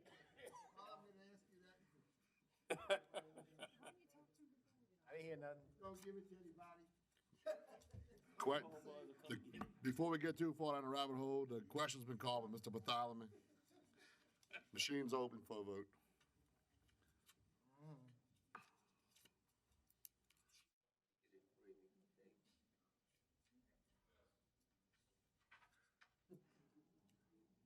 Passes 9-0. Before we get into items D, E, F, and G, I just want to make a comment that the presenters have 10 minutes, and everybody who comes up to speak has 3 minutes on each item. So with that said, item D, please.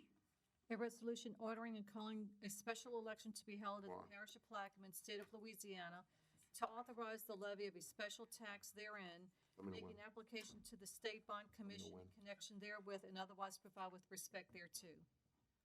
And this is for the 3 Mill Ferry millage. I'll offer, ask for with changes. And the changes are on page 2, lines 48 through 52 shall now read, the Plaquemines Parish Council shall meet at its regular meeting place, the Point Laharge Courthouse Chambers, 18055 Highway 15, Point Laharge, Louisiana, on Thursday, December 19th, 2019 at 1 o'clock PM or immediately following the Plaquemines Port Harbor and Terminal District meeting.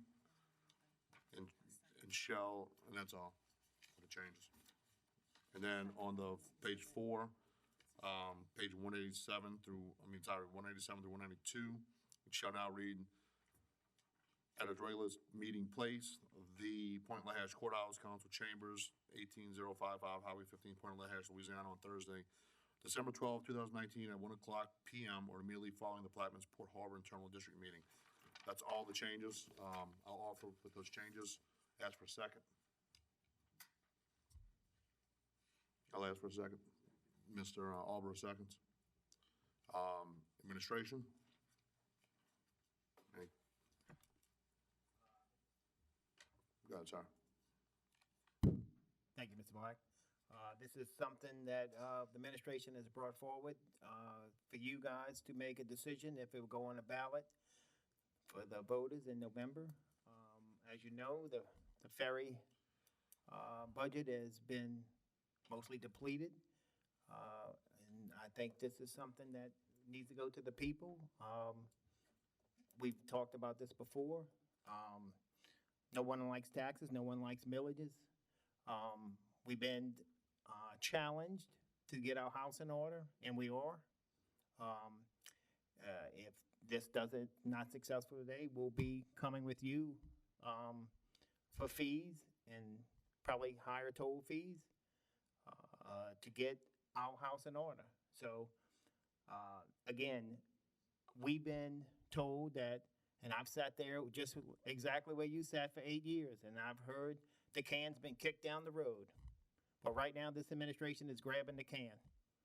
And we're trying to make this as least as possible as we can. Increasing millage is not always popular, but I think it should be allowed that the voice of the people get an opportunity to vote on it, up or down. So that's the administration stance, Mr. Bly. All right, thank you, Mr. Blank. Oh, I'd like to have Julia come up. I have a short presentation, just 3 slides. All right, as she comes up, Dr. Gooey. I've discussed this item and actually the other 3 items that are on in regarding village proposals with the administration, with finance, legal, bouncing around some ideas. I sent a letter to the parish president and copied all of the council members so there would be no surprises. And I agree from what I've seen from the meetings that I've had that the administration is making vast strides to get their house in order and in a way of reducing expenditures in many areas. This proposal, however, it is strictly my opinion that we need to look at more public information and more public input along with analyzing the changes that are being made by the administration so that we can determine, is this the right amount? Are these where we want our millages to be? I think that the public and the private sector should be well informed before we take a vote and that we get their input. The public and private sector should be part of the solution. And because of that, I think that the risk of these proposals being rejected is very high. But if we do a good job of informing everyone of the need, and we listen to their comments, and we take those comments to heart, that we will have a better chance. Because there's no question about it. We're running out of money. We're going to have to cut services. We know that. And millages are going to be on the ballot. I think that the time frame for us, if we would put these proposals on the April ballot, that it would give us that opportunity to do the public hearings, to do questionnaires, to inform the public and let the public and the private sector give us their comments to see if there are things that are presented to us that will help us improve this process. And I really think it's unfair, and look, I understand the kick the can down the road thing. I really understand that. But for us to take a position that, well, we put it before the voters and the public voted it down, I think the real question should be, if the proposals fail, is it because it's our fault for not informing the public and interacting with the public in order to create some consensus? I don't think passing the buck to the public without their input is really a good thing for us to do. If these things came up on the April ballot and we did our job, all of us did our job and looked at the proposals that the administration presents to us to try to help us from losing money in some areas, becoming more efficient, and we actually show the public that we have the courage to make those changes in order to make this government more efficient and not have to deal with this year-end deficit and, oh, we're going to run out of money. Look, it's tough. It's really tough. And I know millages are going to be on the ballot for a legitimate reason. We're all going to have to bring them to the public.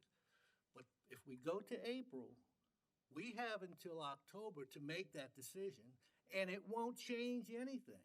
The time frames will be the same. It'll be, what time? The 2020 is when it'll be actually assessed. So whether it's voted on for November or April, the time frame doesn't change. It just gives us that extra time to get that public input, to get that private sector input. I think it makes us better. I think it builds better relationships, and I know that everyone at this table wants to do that. And I know that the administration wants to do that because I've seen them in action, and it's amazing at the diligence they have and looking at ways to make government more efficient. So I'm not going to ask for any amendments to the actual millage proposals that come up because I don't want to lock in these millage amounts and just kick it to April. I would like us to look at this a little more closely and get that input. And then in October, to be able to come in and say, yeah, this is the number we need, or this is not the number we need, or it's not enough. I think we'll be a lot smarter with that. And I yield the floor. Can I just? Let me ask, I gotta ask you a question. You may be answering this thing. Is if we have the election in November, I think that costs us nothing, right? And then if we have it in the spring, we'd have to pay for it? So I'll answer your question, and then I just want to clarify one thing that Dr. Gui said.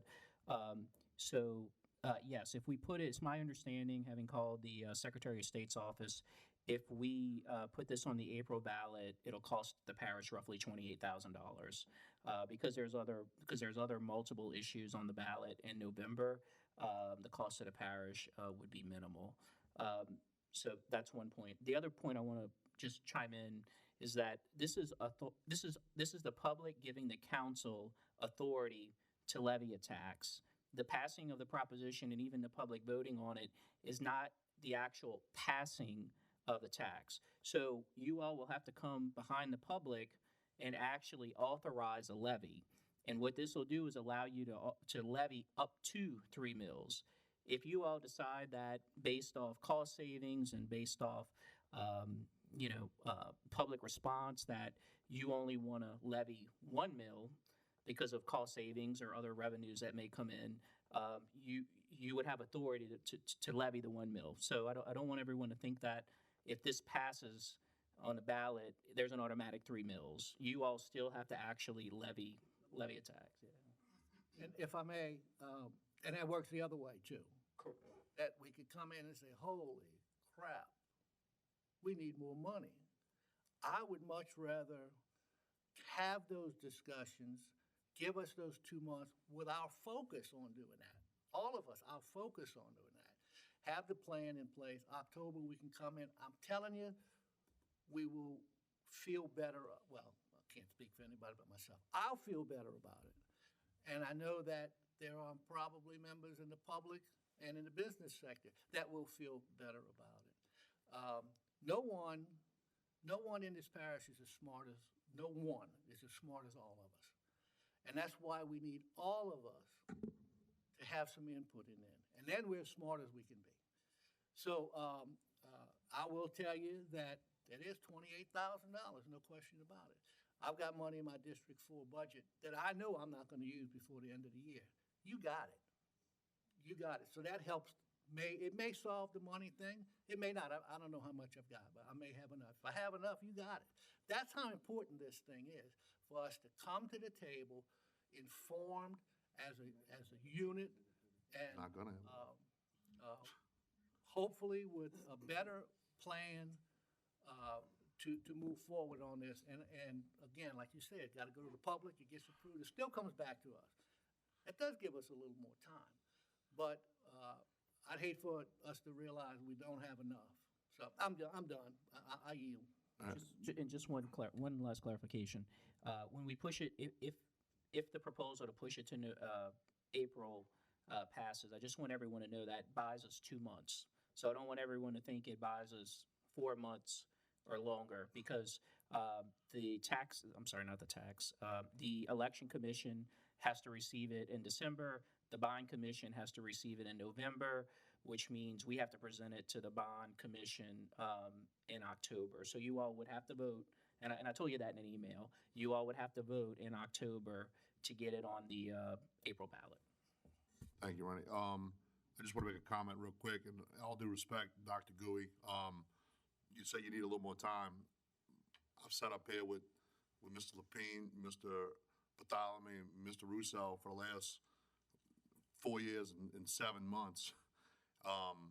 Broke.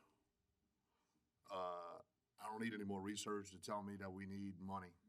And like I said, and I do apologize, but when you were in office, we operated at a pretty high revenue. The day we got sworn in, we faced the realization that we were in a crisis because we never saved a dollar, never had a dime coming into our revenue stream, and reduced the budget from $100 a barrel to $35. So I can tell you that at least 4 of us that are sitting up here as elected officials today have spent over 4.5 years facing this reality, and buying 2 months, like Mr. Burris just said, is it gonna make a difference? I mean, you know, I understand where you're coming from, but go ahead, Mr. And Gouy. I'll tell you, I'm glad I wasn't on the council to have to face that, because I know that was a very painful time. Terrible. That was, We're still in it. It's Yeah, not times, still it's in it. time. But just remember this fact. The tax will come in effect the same time, and the payoff will be at the same time, whether it's voted on in November or in April. So you're right, we're asking for a couple more months. We've been doing this for years, waiting for this day to come. And here I am, I don't want to sound like a hypocrite saying, well, we need more time. But the fact that either date, we still receive the revenues at the same time, to me, kind of eases that fact that we're waiting. But I think we've had enough. Mr. Albro? Yes, this is a very difficult way either way you go. Being a new council member, but following this for many years, I commend the administration, as Dr. Gouy said, and everything y'all have done, despite the 9 of us continuing to beat y'all up and ask for money, $60,000 here, $85,000 there. We got air conditioners going down. We got all these things going down. And it's my personal belief, until the 9 of us really sit down and have these difficult conversations and say, what are we willing to give up, despite our audience out there chastising us because they might not be able to get trash pickup twice a week, or they might lose this service or that service. I agree with Mr. Black. There's no other way besides a millage. We've seen the budgets. We've sat in the reviews. We need both. We need both. When's the right time? You know, that's up for debate, but thank you. Ms. Newberry? Yes. we're talking about ferries. I'm gonna say again, I know the administration's working hard. I guess, my question is, Mr. Black said that the last administration's been working hard, also trying to figure out where to pull money from. But I guess my question is, I'm still looking at a ferry schedule that still operates till 11 o'clock at night.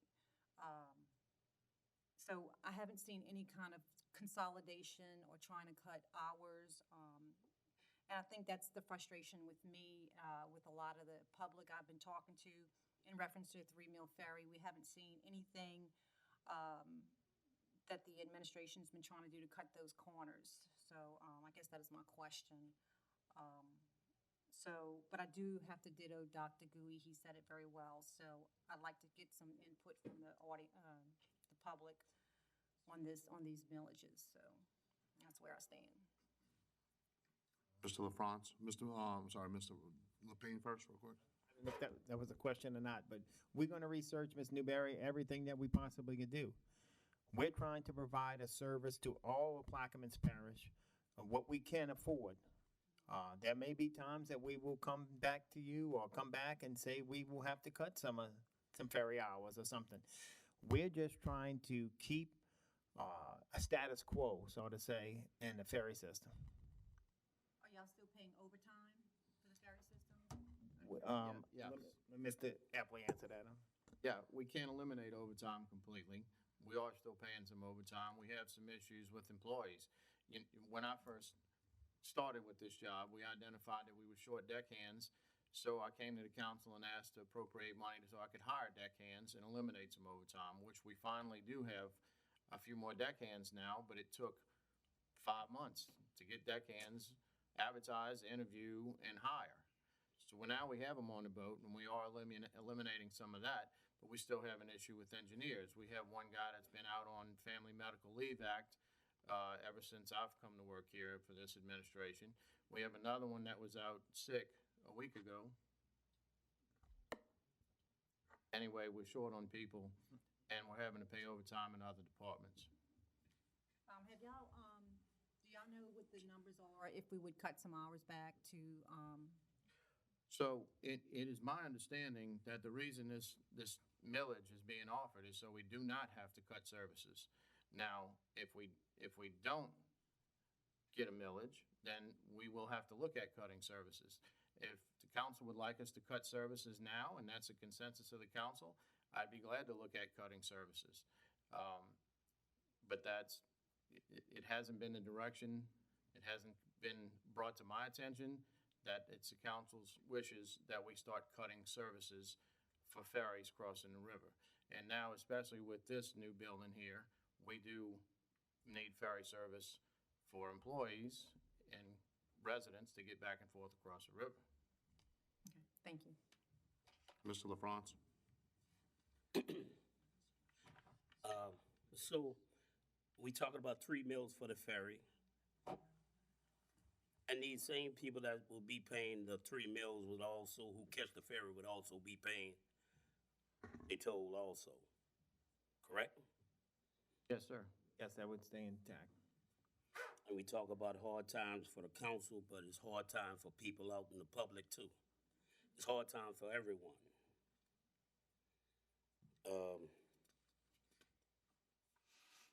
Maybe we need to start looking at giving this ferry service to the port. Maybe that's an answer to look at. Since we can go to Baton Rouge and won't want to pay tolls on the bridge, and the port want to look at that, maybe we need to look at them taking over the ferry also. Thank you. If you folks, as the governing body, decide that's the route to go, then that's the route we'll explore. Mr. Russo?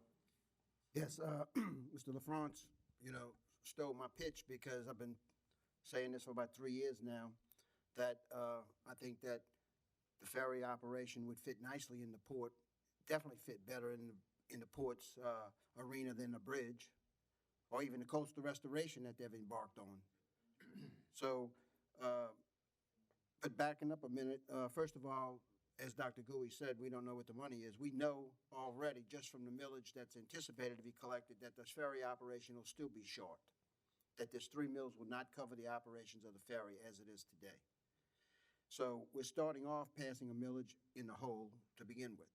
Second of all, we can't confuse this operation with the enterprise funds, as was mentioned earlier, about cutting back trash pickup, because those funds have nothing in relationship to each other. Those trash pickup fees and those millages are dedicated for that purpose, and they are running a surplus. So we have no problem with trash pickup, garbage pickup. It's paying for itself. So we have to look at the silos that we live within as to what the deficits are, as the finance department has given us all a sheet. And getting back to how we can take this, I'd like to take this 3 mil off the table completely and work towards having the port operate the ferries. As you heard earlier today, they feel they have bonding capacity to build bridges. Well, they should be able to have a revenue stream that could have an operational scheme to operate ferries. And I believe that there's a way to do that, especially knowing the amount of revenue that the port will be collecting off of the pilot program that's in place and other revenues for anticipated rents. Now, if we're going to leave the port in the corner as a sacred cow, I don't want us to slaughter the public with a millage. So having said that, I think that there's got to be some more discussion about this issue. The millages for the ferry are something that I will not be able to support, even putting it to the public when knowing that there is an alternative. And talking about kicking can down the road, y'all have heard me say this for as long as I've been here about this ferry and this port situation. Thank you, Carlton, for jumping in and leading the bandwagon now, so now I can follow you. The only comment I have to say, just in response to that, Mr. Roussel, is that you said you've been preaching this for 3 years. You, like I, like the rest of us, are a legislator. You put forth no ordinance to do such. So, you know, I would like to see some legislation from you so I can research that as well. That may be an idea. I'm not saying it's not a plausible idea. However,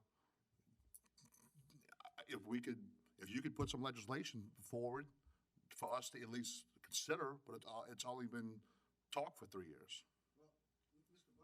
Respond by, am I on? Yeah. Let me just respond by saying that I try to work with my colleagues at the table. We're suing ourselves right now over the governance issue. If I thought that there were votes up here to move the ferries underneath the ferry department, I would have done it.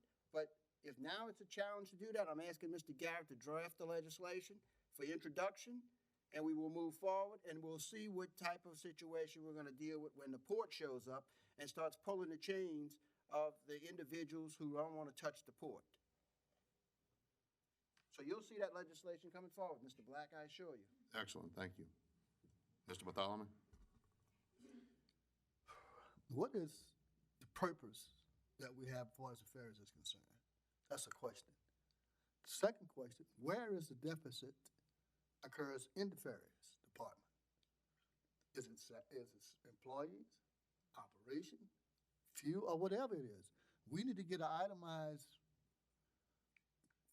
of that department to identify where the existence of the deficit, where is the burden of finance is being created in writing so we can analyze it, and then whether or not we want to provide a service. That's the other question. Is it this council's responsibility to provide a service? Yes or no? All those kind of things we have to address. Are we going to do that? And are we trying to, if we can't provide it, if we can break even, then do we continue pursuing that? Or do we do an astronomical fee of charging, and if ferry's still in operation, nobody rides or can't afford to ride, but yet we still in operation? That's just like the community centers or the buildings. They have stairs on them. Nobody's in it, but we're paying for it. You see, so all those things have to be addressed and looked at, because government is always in a position not to make money. I don't think we're in a position to do that, because we collect money to support different entities of our day-to-day operation. And if the ferry is considered day-to-day operation, then we need to look at other means. I know a while back when I first became a council member, it was the road royalty fund that was utilized to do that. And it's projected back then, I don't know what it is now, but back then, it was like $5 million that we were getting each year with the state. And we only used between $3.75, $3.5 million to got to the end, $4 million of that fund. And that was brought in because of the oil rights up the state, from the state. To do that, the road royalty fund, exactly. And the intention was that it was used because we put that money to ferries to connect the highways. 23 and 39 that was the connection route. The ferry was the connector. But we no longer have that because the legislation changed at the state level, giving us the authority to use the money any way we see fit. And because of the status of the oil production being down, we had to use it in operation. So that's where we are. So we're going to have to make a mindset here for services. If we can't provide it with the revenues we have, are we going to have to escalate it and still can't provide it? Will we shut it down? Or can we give it back to the state? State operate ferries. I was right up in Blackman, Louisiana, every day. $1. Round trip, $1 every day. The state mandate, state runs that ferry. So maybe we need to look at that. Maybe we need to look at everything possible to see what we can do with the ferries, instead of trying to impose a millage. Because all those things are there. It's a possibility. The port, that's another issue. The port is going to have a whole buku money after a while, from my understanding. A whole lot of it. Whenever we kick off and hit it. I'm hoping we hit that doggone 7 sevens, all 7 across the board, very soon. But I'm saying, all jokes aside, that we need to look at it comprehensively and see where the problem exists. That's what I would like to see, to make my decision on any given thing, especially when I'm increasing taxes, especially on the ferry. Because I'm paying taxes, we'll be paying it now. Then we're going to be paying it again for the toll on the bridge, which is going to happen sooner or later. Or Mr. Black get his infinite wisdom, we get the congressional delegation to change all of that. But it won't cost us anything. So I'm hoping that can happen. But a thing of reality is here. So we have to look at everything. That's all, Mr. Chairman. Thank you. Thanks, sir. Mr. Albro? Yes. As a new council member and a young man, I'm just sick and tired of hearing we got money from this, we have to spend it. We got to spend the monies on the library. We have funds in the water department. I wasn't on the council years ago. I wasn't a parish president. What do we have to do to look at the laws to change that? What do we have to do to roll those millages back so we can afford to go, if that's how it has to be? I'm just, again, I keep on getting chastised over here because I want to look at every avenue to save money for this parish so that we can give the correct services, spend the money where it needs to be. So what do we need to do to make that happen? Yeah, hold on, Mr. Blank. I'm let Mr. Russo rebut. Mr. Russo. Yes, Mr. Albro, I realize that you're new up here, but I would hope that you don't take these comments as being chastising you. This is public information. It's something that you should not take personal and wear it on your sleeve. This is information that the public has voted on in the past to dedicate these funds for libraries, as you mentioned, for solid waste, as you mentioned. So it's not something aimed at you, but I want you to make sure and understand that I'm not chastising you. I'm just setting the record straight. Now, if you want to go forward and rededicate the library millage to recreation, then get the administration to draft the legislation up and we redirect it and we'll put it to the people on the other side if they want to pay for the library or they want to pay for recreation. Or if you want to say that we want to take the solid waste millages out and change the user fees, you don't need to go to them. If you want to change the user fees, you can come right here and change the user fees. But the purpose of those funds that are dedicated to the solid waste department and to the library are for the operations of those which the people have voted on. When we accepted the budget from the previous council, now I'm not talking about the last 4 years, but the prior council, from the time that Mr. Lapine and Mr. Gouy were on, we accepted a budget that had $700,000 worth of solid waste user fees in that budget as a revenue source that did not exist.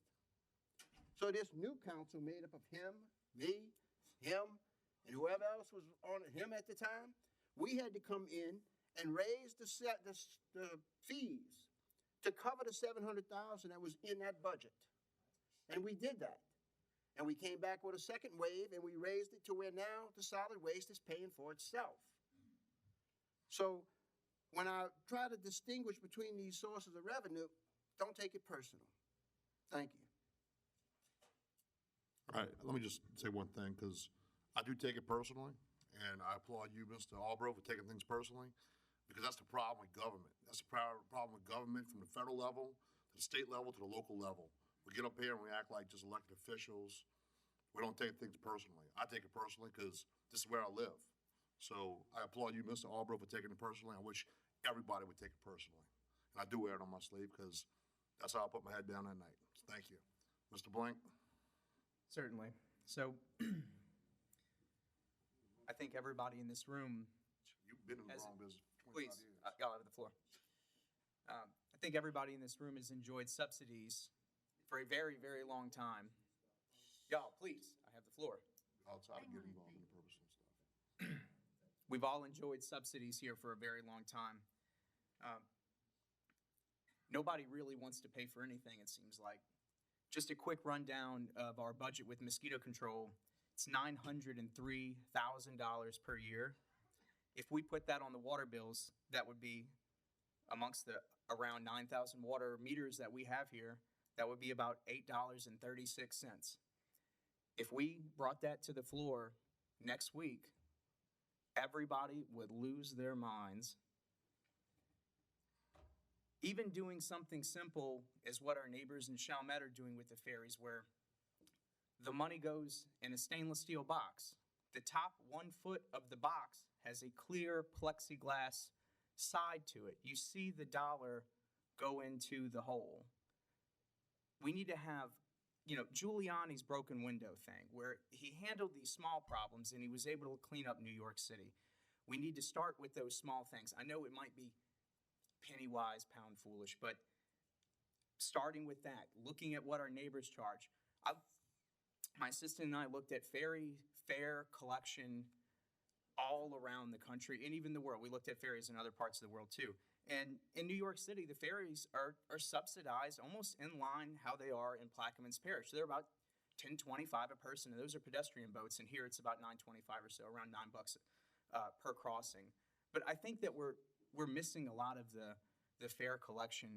Even if we just emulated what our neighbors are doing, collections would roughly double.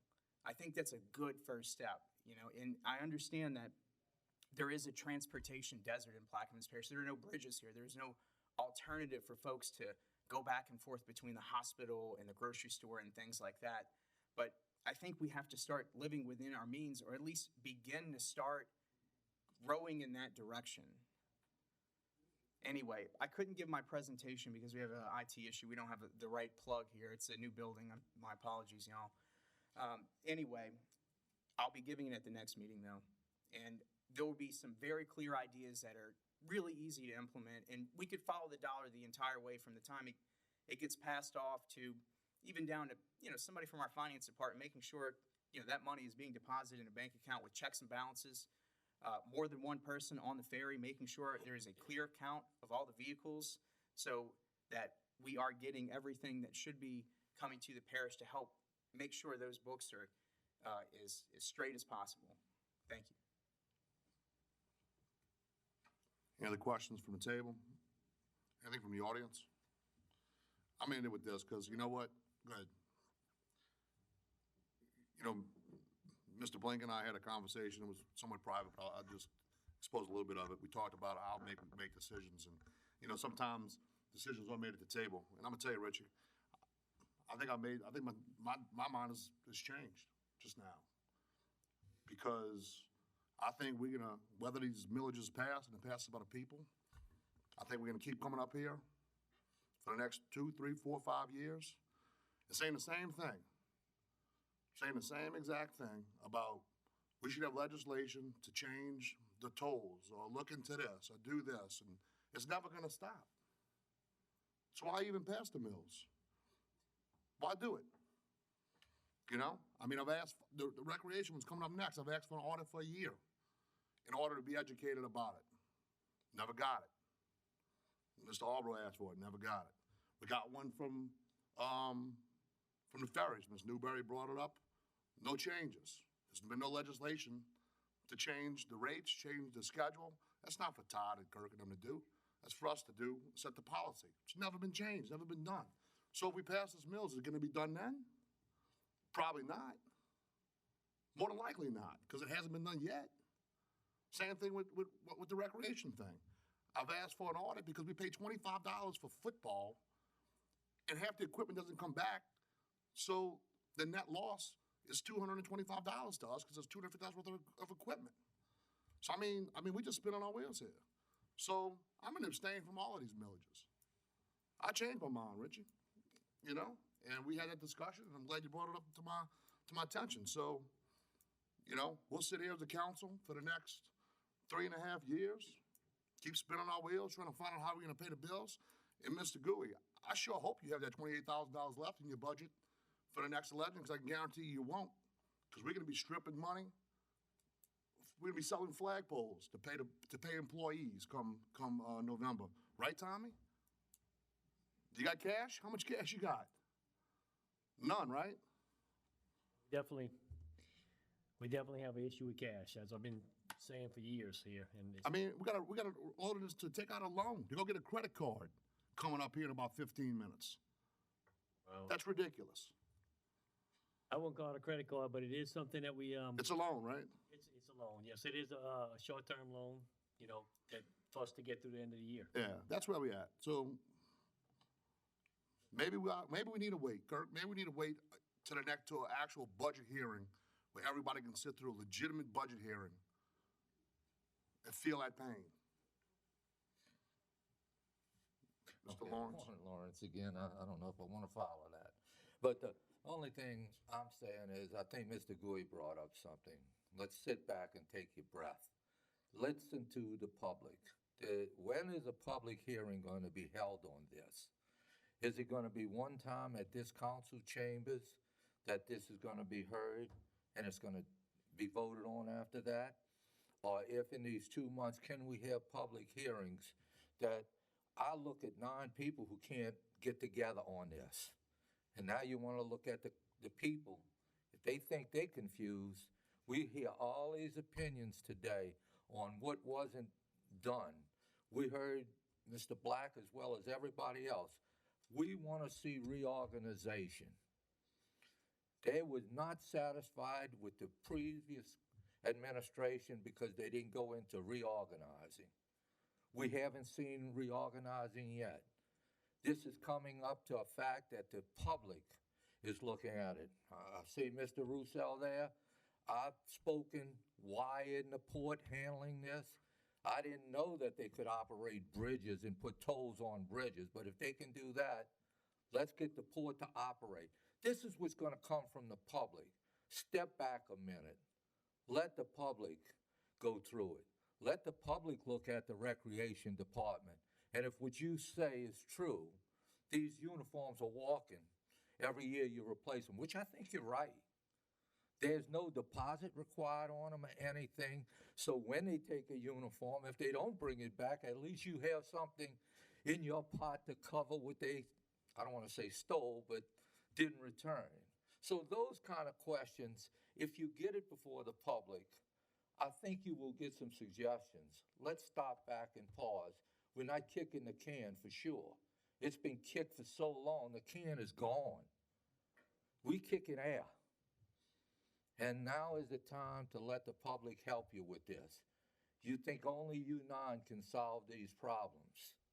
I'm telling you, if you let the public get involved, we can help you solve those problems. Thank you. Any other comments from the audience?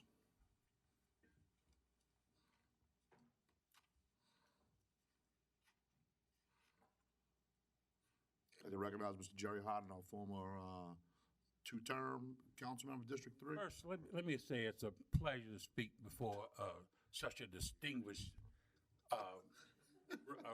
gentleman here and ladies. First, my opinion is this here. A millage is the worst tax in the world. You have 40% of the people paying 100% of a tax. Now, Dr. Gui stole a lot of my thunder, but I wanted to get that in. But what I think y'all need to do is have special meetings, sit down, iron out all your ideas, come before the public again. Once you get your house in order, I think the public will agree with some type of tax. Personally, I will never, ever support a millage. That's the worst tax in the world. What I'm scared of, if you pass enough millages, you're going to lose businesses. Now, will it justify and balance out is something that you got to consider. But I would appreciate, and I think the public would appreciate, if y'all hold some special meetings, iron out all these problems. There's a lot of areas you can cut in. And I know it's hard to cut. Mr. Roussel and I, when we were on the council back in the late 80s, we had to cut 200 employees because just like Tommy said, we couldn't make the payroll. We had to cut 200 employees. That was not an easy decision. So what I guess I'm saying is, y'all were elected to do a job. Put your big boy pants on and do it. Thank you.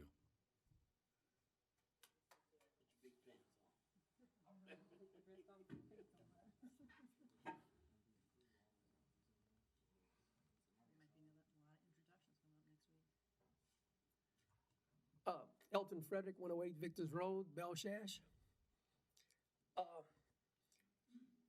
don't think a lot of people realize how important the ferries are to the parish. You know, it's a big part of the infrastructure. It's not just for the people on the East Bank. I know people, you know, up the road, down the road, East Bank, West Bank, use those ferries to get to work and, you know, go fishing and hospital visits, you know, all that kind of stuff, you know, and, you know, that's the last thing we ought to talk about doing is cutting service, you know, cutting hours and stuff like that. I think that's just, it's wrong, you know. It just, you know, like when I'm working at the refinery, the Phillips 66 refinery, you know, we have turnarounds and some people have to work overtime, you know, and it's, you know, same thing everywhere. People working on the East Bank, you know, you cut down the hours and they have to, you know, go around through New Orleans and, you know, that kind of stuff, you know, and, you know, I know people from, you know, it would affect people from your district too.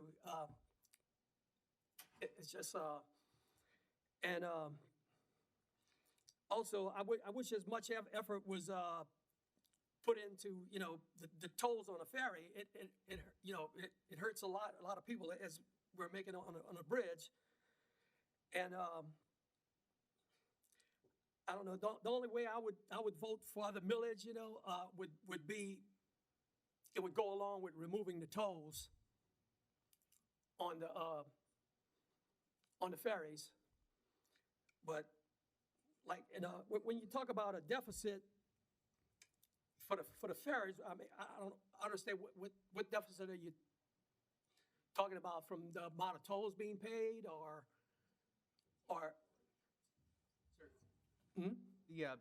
The amount of money Plaquemines Parish government spends on the ferry service here is in the neighborhood of about 10% of the budget sometimes. We're quickly approaching this point where it's not even going to be a reduction in services. We're going to have an open conversation in this room or in Belchase about which ferry we're going to tie up. Is it going to be the Point of La Hache ferry or the Belchase ferry? That's how real the situation is right now. And I've heard that before. With or without the tolls remaining, even with the millage, we may still have to tie up one set of ferries. Like the Point of La Hache ferry ramp right now, the weight limit is restricted. It causing a lot of problems with, you know, with people making deliveries and you know, businesses on both sides of the river. You know, it's not you know, it's to me, the ferries ought to be considered part of the highway. That's just like saying we don't have enough money and we're gonna block off Highway 23 or something, you know, because we don't have enough money to take care of it. It's not you know, and like right now, I think the LNG project is on again down in Bohemia, and, you know, it's important, you know, for, you know, construction equipment and people making deliveries and things like that, to not have to drive all the way to Belchase to get around with the bigger trucks. And, you know, I've heard that before. We're gonna have to, you know, we're gonna have to shut down the Port Ash Ferry because we don't have enough money to fix the ramp, you know. But then again, on a millage, I remember I had to pay a millage. Okay, I had to pay a millage for the port property. Didn't even get the vote on it. You know, so maybe Mr. Roussel's got an idea there. You know, maybe they ought to.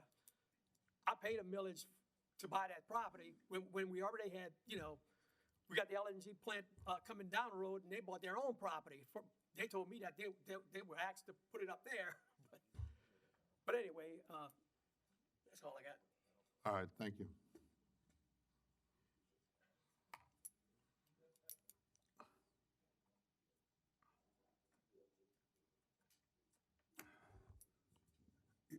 You got 5 new members that were elected to the council. Dr. Gouy, he been a member before. You guys really haven't been to the first budget hearings. You had a semi one a couple weeks ago, but I think you need to go through a whole budget hearing first before you bring this to the people. Because I'm gonna tell you from a people point of view, as a taxpayer, Dr. Gouy, you were right on point. Listen, man, the council just raised this millage a couple weeks ago. There's more taxes I gotta pay. Now, you want us to pay more taxes on these millage. That's more money. That's not counting. Everybody gonna be reassessed next year from the assessor. Taxes gonna even be higher. We're gonna be bombarded with taxes. Look, something gotta go here, man. Something has to go. Tommy, I understand we have a problem, but man,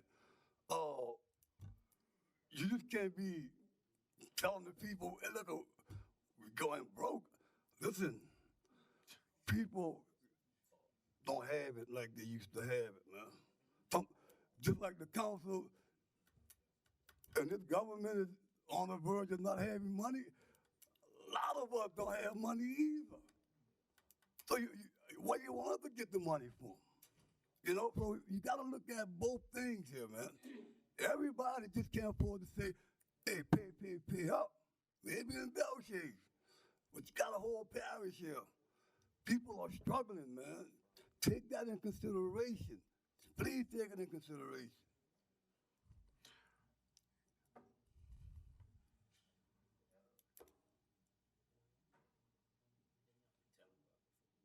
Michelle Herbert, POBby Chair, 108 Morning Glory Court, Belchase. On behalf of POBby, I'd like to commend Parish President Lapine, his administration, and members of the council for taking action to reduce the parish deficit. The decrease in tax revenues, compounded by the parish supplementing several departments without generating adequate revenue, has caused a significant financial burden for the parish. POBby understands that balancing the budget under the existing circumstances is problematic, and there are difficult decisions to be made. We must increase revenues. The concept is simple, the execution is not. This must be looked at from a holistic approach so that we don't overburden our tax base and risk having businesses move out of Plaquemines Parish or move agents or inventory to other parishes. Our largest taxpayer, such as Phillips 66 and Chevron, operate in tight margin benefits, and sudden, unexpected tight tax hikes largely impact their business decisions. In consideration of the aforementioned and due to the lack of a comprehensive plan at this time, it's POBby's position that moving forward with the resolutions for a special election to place 3 separate millage proposals on the ballot is premature. Poppy has provided much support and volunteered our time over the years to identify problems and offer solutions. We stand ready to continue providing support and work with parish officials to come up with a comprehensive plan to balance the budget and a roadmap for implementation of the plan. Thank you. Thank you. Ms. Holson.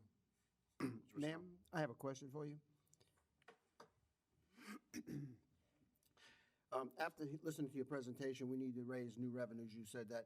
Is Poppy prepared to take a position on the off-track betting proposition as new revenues for the parish?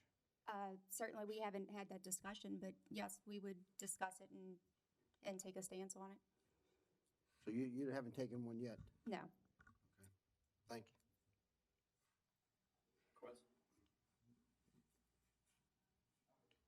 Mr. Albro? Mr. Albro withdraws his second. Do I have another second? Do I have another second? On third and final reading, do I have another second on this measure? Item D dies for lack of a second. Item E.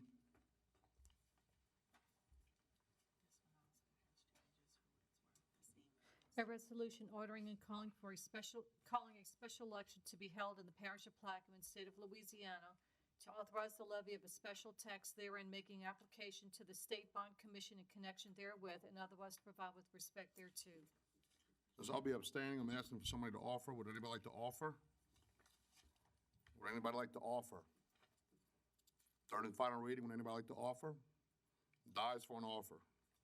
Item F, please. A resolution ordering and calling for a special election to be held in the parish of Plaquemine, state of Louisiana, to authorize the levy of a special tax therein, making application to the State Bond Commission in connection therewith, and otherwise provide with respect thereto. Since I'll be abstaining, I'll ask for somebody to offer. Do I have an offer? Do I have an offer? Third and final ask, do I have an offer? Dies for a lack of an offer. Item G, please. A resolution ordering and calling a special election to be held in the parish of Plaquemine, state of Louisiana, to authorize the establishment of off-track wagering facilities therein, making application to the State Bond Commission in connection therewith, and providing for other matters in connection therewith. I'll offer and ask for a second. I have changes before the second, sorry. The following changes on page 2, lines 46 through 50, it shall now read, the Plaquemine Parish Council shall meet its regular meeting place, the Pointe-a-la-Hache Courthouse Council Chambers, 18055 Highway 15, Pointe-a-la-Hache, Louisiana, on Thursday, December 12th, 2019 at 1 o'clock, or immediately following the Plaquemine Port Harbor and Terminal District. And also on Exhibit A, shall read the same, change of address. Offered by Mr. Black, second by Mr. Albro. Any questions or comments on the table before we get to the presentation? All right, we have a presentation. I think everybody has you don't have the packet? All right, the council secretary will be passing the packet.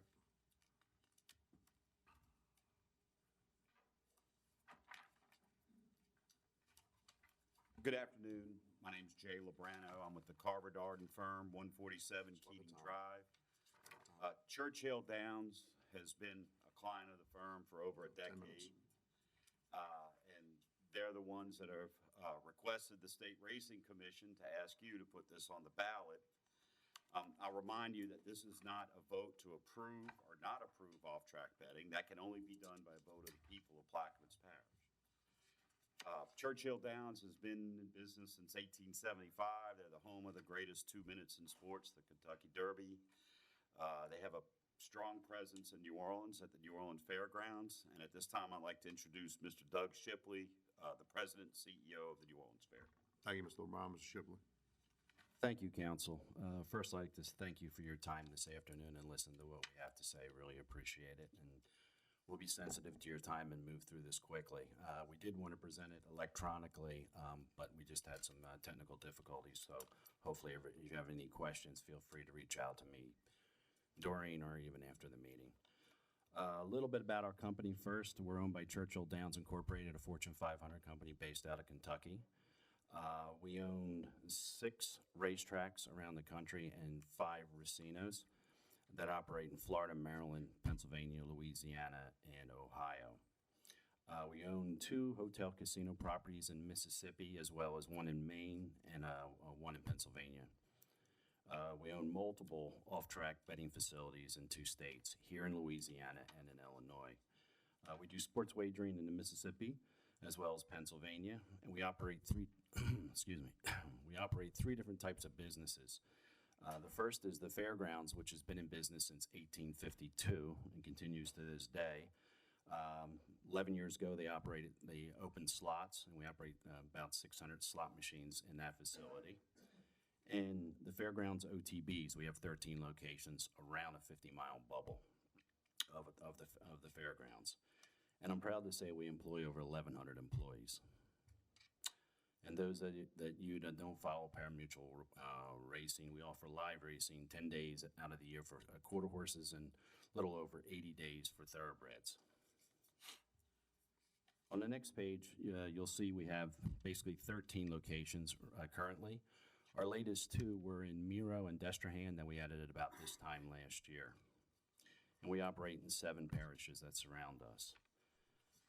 I'd like to introduce Mark Connor, who is our Vice President, and he can help answer any questions. But first, I just want to talk a little bit about our security. Clean, safe, friendly, fun, and secure is the key to any gaming operation. And I'm proud to say that ours are by far, of any other business, probably the most highest level of security. And we achieve that, as I noted here, we pay to have uniformed law enforcement officers that are off duty to be present at all hours of operation in our facility. And then we provide a complete benefit package that includes 401k, discounted stock purchases, medical benefits. I can go on and on about a benefit package, but they're basically treated like a team member. And then based on the information from surrounding law enforcement agencies that we do deal with, we have the lowest crime rate surrounding our businesses. Mark, you want to speak about neighbors? Yes, I think it's important that, as Doug pointed out, Mark Connor, and thank you for the time today as well. Doug pointed out that around our areas, in the fact that we do employ the local parish sheriff and police officers to work our police details at all the locations, it does provide a certain level of comfort and satisfaction for customers, which is why we enjoy a large rate of retained customers that come and visit to bet on horse racing and play video poker regularly. The next page is just a recap, as Doug mentioned, about the properties that we have. Back before my time in the area here, about 11 or 12 years, we've opened up the Chalmette property and 12, 13 other properties in the surrounding metro area within 55 miles of the racetrack, as Doug mentioned. Obviously, it's a stable business, and we have benefits for all our team members as well as the parish officers that do work for us. On the details, going all the way back to Covington 31 years ago and Gretna 31 years ago, 7 out of the 13 properties have been open over 17 years, and the average tenure for our properties is about 16 years. So we're a stable business. If you take out the more recent 2, we're about 19 years on average per property. And typically when we do move into an area, especially as in Chalmette, in a strip center, it's a tenant anchor for that facility, and a lot of other businesses follow, as you can see on the chart with the other ancillary support businesses that come in. And those businesses also take advantage of customers as they come up to our business as well and shop the shopping center. So we do provide a nice compression of traffic into those shopping centers and drive commerce. And I think Doug's going to cover off on the parish benefits. So anyway, getting right to the bottom line of this, we feel that both the state and parish would benefit financially from this. Speaking directly, and it's regulated, so these numbers don't fluctuate. We estimate that we will generate over $250,000 a year just for Plaquemines Parish out of taxes and so forth, and related taxes. An additional $100,000 the first year of operation, which would just be applied to construction and equipment taxes related to that the first year of operation. Our typical build out is anywhere from $3 to $4 million in an existing structure, is the type of money that we invest in these. These are not your typical, I will use the word loosely, truck stop operations. as you'll see in the following pictures. These are great facilities. We invest a lot in smoke-free systems. It's just a cool vibe, and I encourage you guys, if you have the opportunity, in St. Bernard Parish where we opened Miro, that's the latest generation of pari-mutuel wagering that we're doing. Outside of that, obviously, we're super duper uber regulated. I report, as does the folks at Fairgrounds, we report to the state police, the Louisiana Gaming Control Board, as well as the Racing Commission and the Board of Health. Day doesn't go by that one of those folks, and they have offices in our building, that we won't spend time with them. Thankfully, we don't have any issues, but they're the folks that we report to. We're a very, very highly regulated industry. You want to talk about our employees?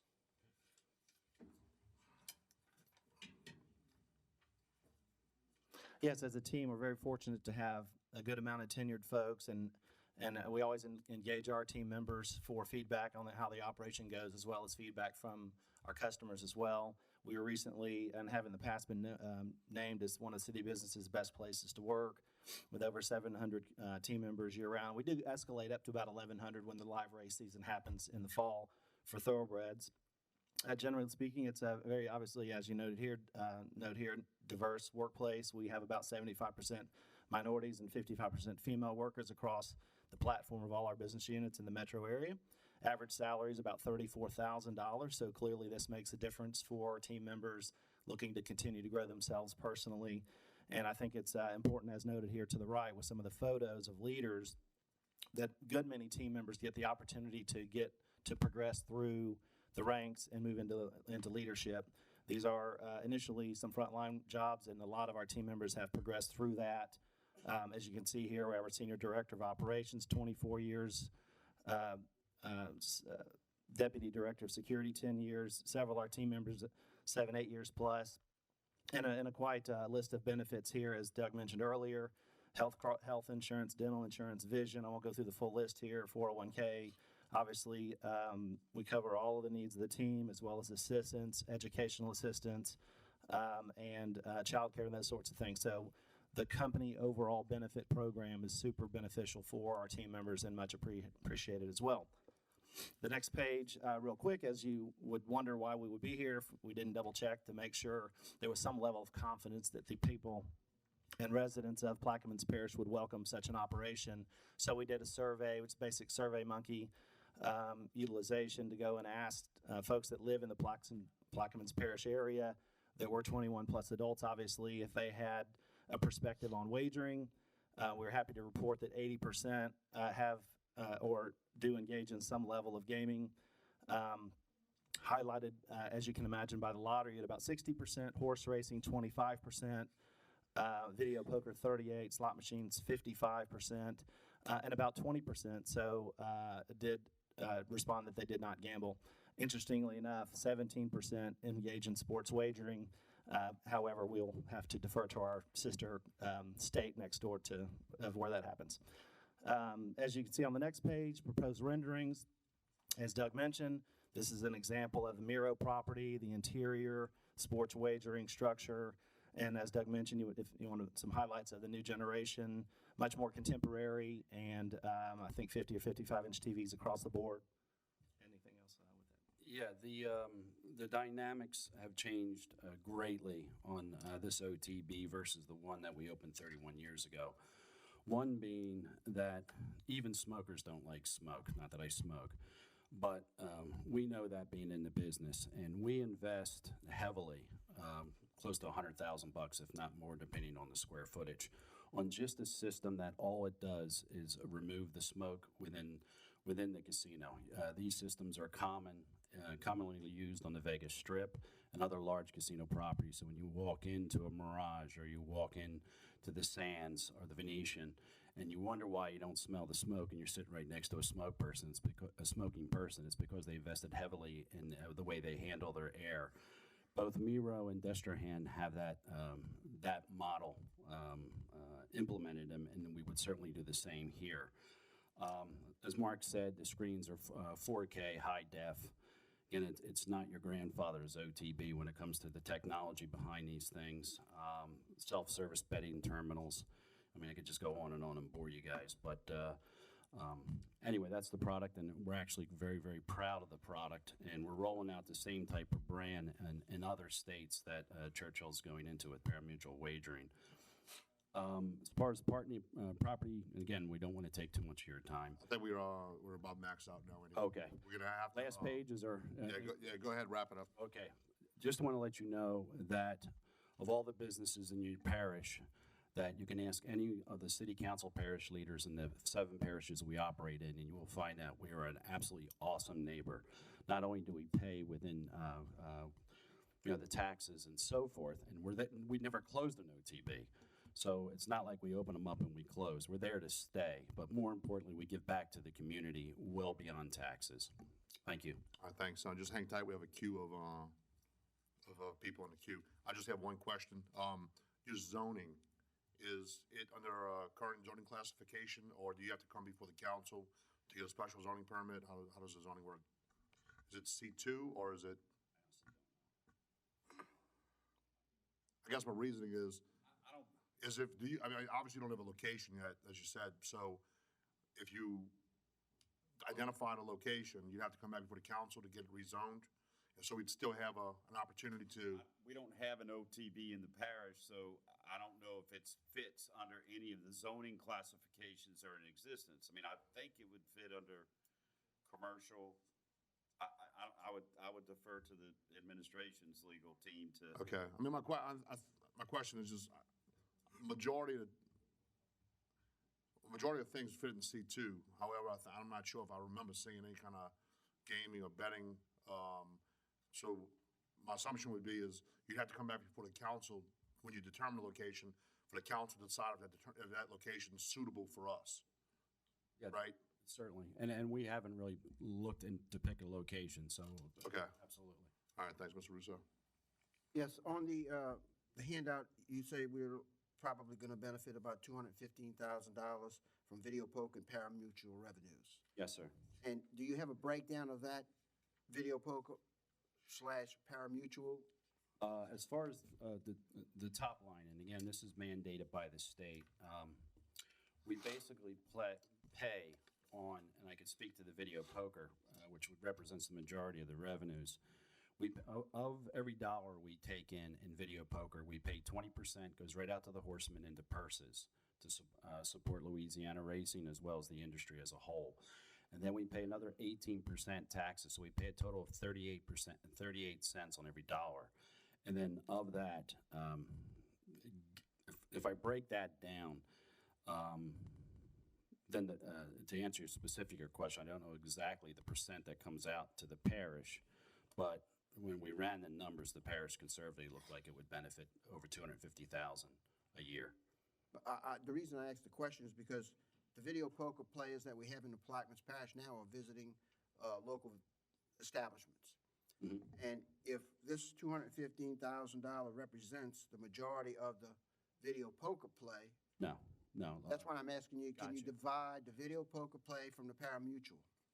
I can. I can't do it right in front here right now, but I can certainly get that information to you. But I do want to say that our product's a little different than the truck stops, and we compete in every one of our parishes with truck stop operators. And we're different clientele for the most part. And our primary guest that frequents our OTBs is usually an over 50 female, and then on the pari-mutuel side, it's an over 50 male. Truck stops have a mix, but again, competing head to head with the truck stops, we are a different type of market. But I can get that information, specific information to you. The reason I ask is because some of our establishments have called us saying that, we're just going to be competing with the same dollar that's in our community that's spent on gaming. Yeah. And I know that, if that's the case, for $215,000, if the majority of it is for video poker, then we're probably taking money out of our established businesses to go to your establishment. Or if it's majority pari-mutuel revenue, for sure. Then, we're creating new revenue. And so that's what I'm trying to find out in my mind to determine. And, you know, I'm all for trying to get new revenue, as you heard us in financial situation. Yes, sir. But I'm not interested in shuffling from, Absolutely. you know, tri-state to your state. Absolutely. No. Same dollar. Right. I certainly get that. Well, you are correct, and I can get those numbers to you on the pari-mutuel side, but we do generate money on the pari-mutuel side. That would go to the parish. The other thing is, again, we would be growing the market. If we're not looking at this just to come in and cannibalize and take the existing business that right now is with the one casino that I think, based on state records, are doing $6 million a year. That's not what we're after. We think our product is so far superior that it's going to attract a different level of clientele, and that's been our experience for the last 2 or 3 years, particularly in the last 2 new generation OTPs that we've opened. What we see is you have a lot of folks in your community, 8 out of 10 based on what we polled, that are taking their gaming wagering and leaving your parish and going to the surrounding parishes in Mississippi. We feel that, you know, we can stem some of that and share that with the parish. Mr. Bartholomew. Yes. Ms. Newberry. Yes, the only thing that really concerns me is a lot of these small businesses stay open because of their video poker. And what concerns me is with your establishment, you may gain some of their clientele and put them out of business. So I think Mr. Russo had a good question there. Do y'all have any?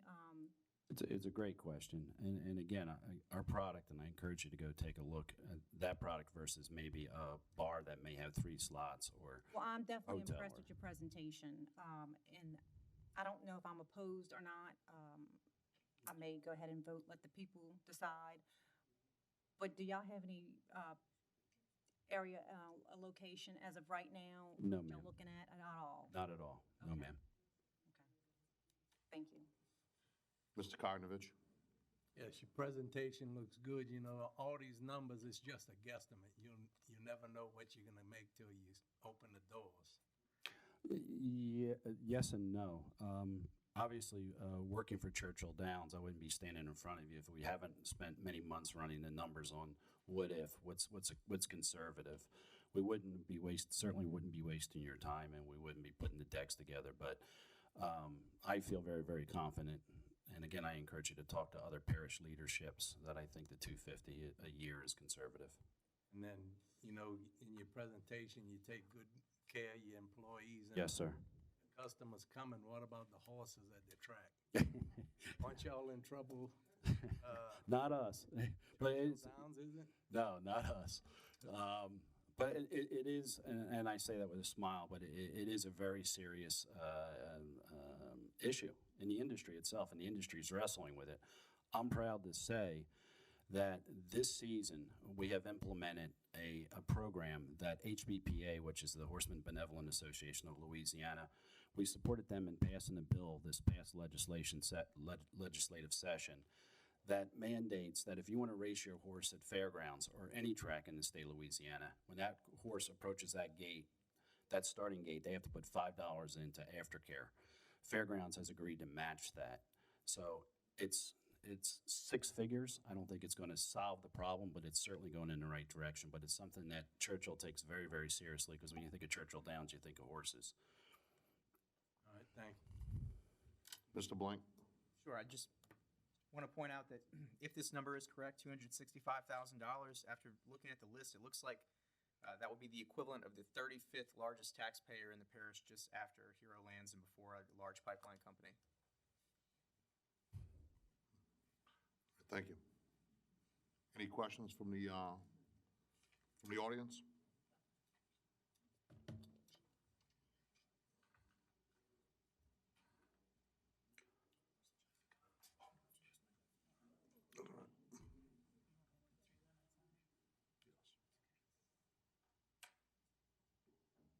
Barry Colligan, 31975 Highway 23 in Buras. I have no problems with creating business and industry in Plaquemines Parish as long as we don't give away the barn. I would like to know what are we gonna have to give up in regards to taxes collected on ad valorem or anything else when they purchase building and land, like we've given away to the port? So that is my question. What are the parish gonna have to give away for them to come here and set up shop? Mr. Lebrano? The industrial tax exemption only applies to manufacturing facilities. I don't think in anybody's wildest imagination this could be termed a manufacturing facility. So there are no sales tax exemptions on construction costs, on material costs, or ad valorem. They would pay ad valorem taxes from day one. Property taxes, all of it. Property taxes, sales taxes. There's no special program for this, like there is for a refinery, for example, which is a manufacturing. What about the enterprise zone? No, there is no enterprise. I'm not aware of an enterprise zone program in Belchase. Oh, proper. they have it in this parish. It's automatic when any business or industry comes in this parish. That's the first Have thing you they ever get. applied for enterprise zone? It's a good question, and hopefully I can answer it. I can tell you that we get no tax abatements. We get no financial breaks. If anything, we probably at fairgrounds and our entities over the last 10 years, we've paid to the state and surrounding parishes $1 billion with a B in taxes without any incentives, without any, when I say incentives, no taxes for a run rate of like 3 months. We get nothing, and I don't believe we ever have. Certainly not in the 3 years I've been with the company. Sir, you would be the first. You would be the first in probably 2 decades. And we're not asking for anything either.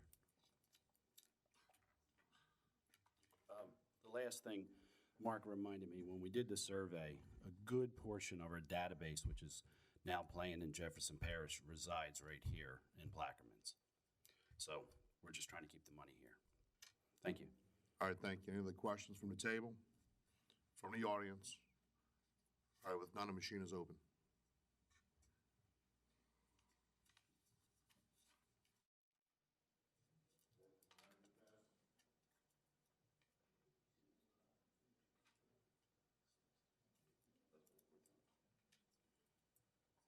Thank you.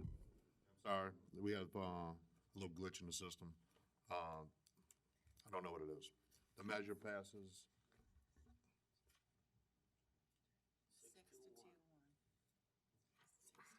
This is terrible. What is it?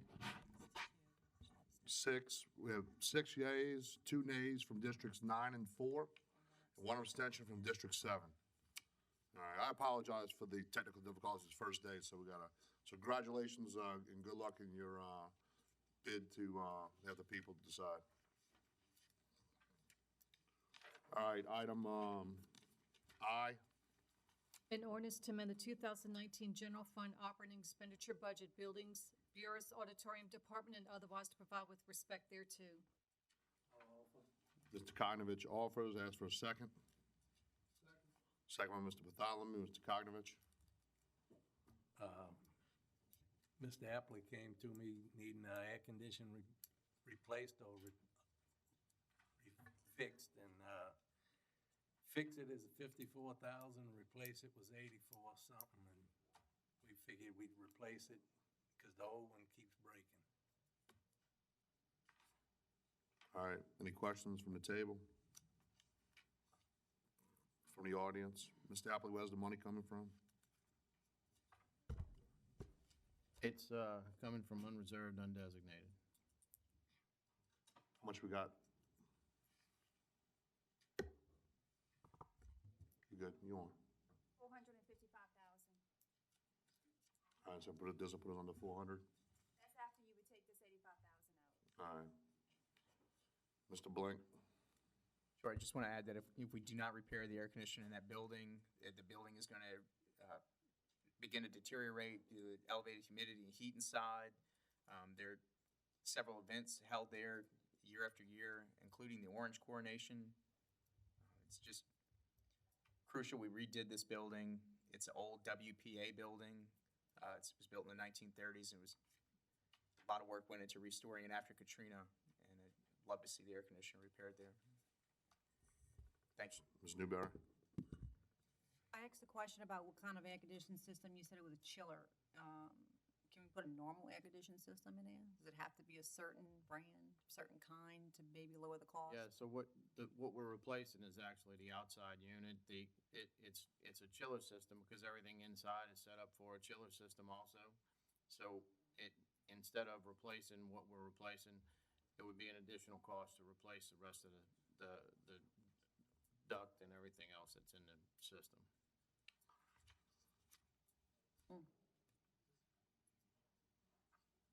All right. Guess we gotta keep this in mind when we do the building fees.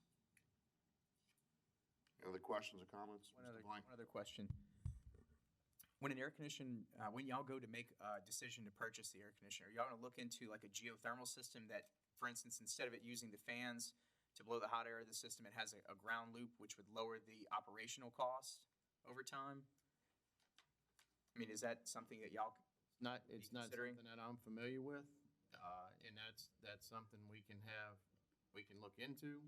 But these are units that were installed in these buildings after they were renovated, and the most economical way for us to get them fixed is to put back what was there. Or everything inside would be the same, the compressors would be the same, but instead of the, the We're fans. replacing the compressors. Got it. Thank you. Mr. Cognovich? Doesn't the animal shelter have them geo air conditions that we cost millions of dollars to fix? That can't be fixed? I believe they do have those, yes. Mr. Bartholomew? There are other centers as well that we have to look at, right? Mr. Epler? Yes, sir. Yeah, they have other problems, the same problems, so I don't know, we're just a bad system, I guess. Yeah. I just want to put it out there, that's all, Mr. Chairman. Any other questions or comments from the table? From the audience? Mr. Cognovich? Vote. Vote. Our machine's open for a vote.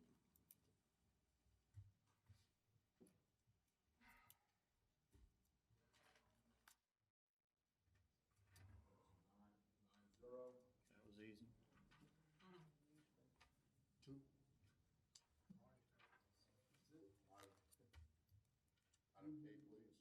A resolution confirming the recommendation of the parish president, Kirk M. Lepine, and appointment of Leslie Prest as a member of the Metropolitan Human Services District Board of Directors representing Plaquemines Parish and otherwise provide with respect thereto. Offer, ask for a second. Second, Mr. Cognovich. Any questions, comments from the table? From the audience? The name's misspelled. We're gonna correct the spelling. Thank you. All right, with that, machine is open for vote.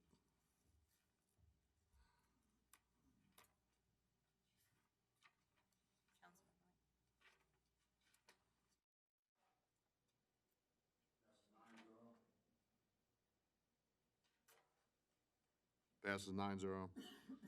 Item L, please.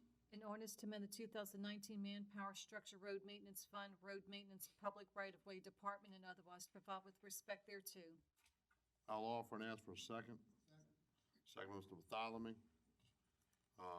Mr. Bashel's not here. Any comments from the administration on this? Tommy?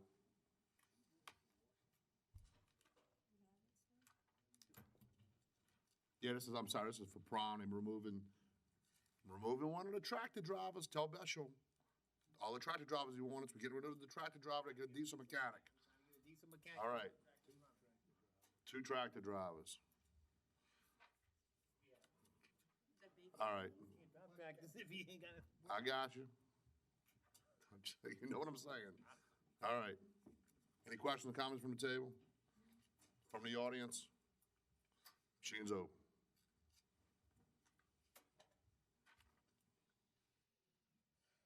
Thank you. Can we get some more tractor drivers? 9-0.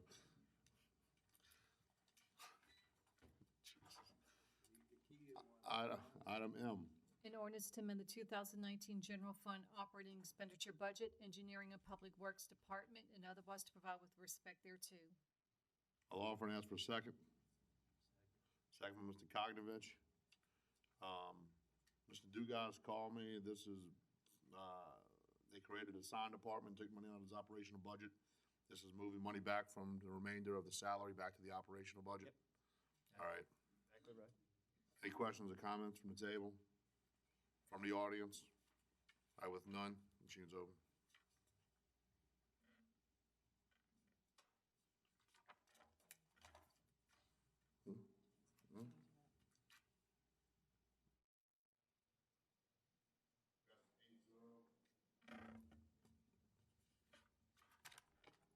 In, please. An ordinance to amend the 2019 Manpower Structure General Fund, Finance and Accounting Department, and otherwise to provide with respect thereto. I'll offer and ask for a second. Second from Mr. Kognovich. This is, finance, giving you a full-time comptroller. Right? Right now, we have a accounting clerk position that's vacant. We're looking to make that a comptroller to, we're trying to reorganize the finance department. As you know, I hit 30 years, and we're trying to get somebody in there that has more of a, with an accounting degree, that can kind of start learning the things that I'm doing, and the stuff that Rochelle's doing. And hopefully, you know, when, after I leave, then that person, Rochelle, if whoever takes over, you know, we can, they'll have enough people. So you're not recommending Ms. Rochelle? I'm joking with you. I'm not putting us. Okay, that's fine. She may not want it, huh? Yeah, I wouldn't blame her. All right, any questions that come, Mr. Kaitovich? Putting the ordinance into, Tommy can't retire, so. Yeah. You get a unanimous. All right, any questions, comments from the table? Or from the audience with none? All right.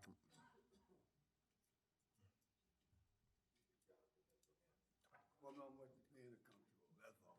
Oh, okay. 57,000. Right. And we have, I think the accounting clerk is making around 30-something, so it will be an increase in salary. We're not asking for any more money this year, but next year it will be an increase. Well. Okay, thanks. All right, machine is open.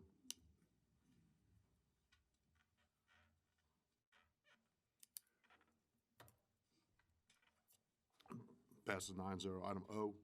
A resolution giving preliminary approval to the issuance of not exceeding $7 million of revenue anticipation notes of the Parish of Plaquemine, State of Louisiana, providing certain terms of said notes, making application to the State Bond Commission for approval of said notes, and providing for other matters in connection therewith. I'll be abstaining, so I'm going to ask somebody to offer. Mr. Kaitovich offers. Do I have a second? Mr. Gui seconds. Any questions or comments from the table? From the audience?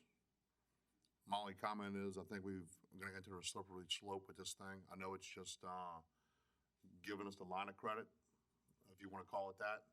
However, I mean, you know, we just decided to not move on 9 mills, and here we are giving you the authority to take out a loan. I can't vote on that because it's just against my beliefs. I'll just leave it at that. I'm not going to belabor the point. If y'all want to take out a loan, go ahead. Any questions, comments from the table? From the audience? Sir? I don't have much magic. All right, machine's open.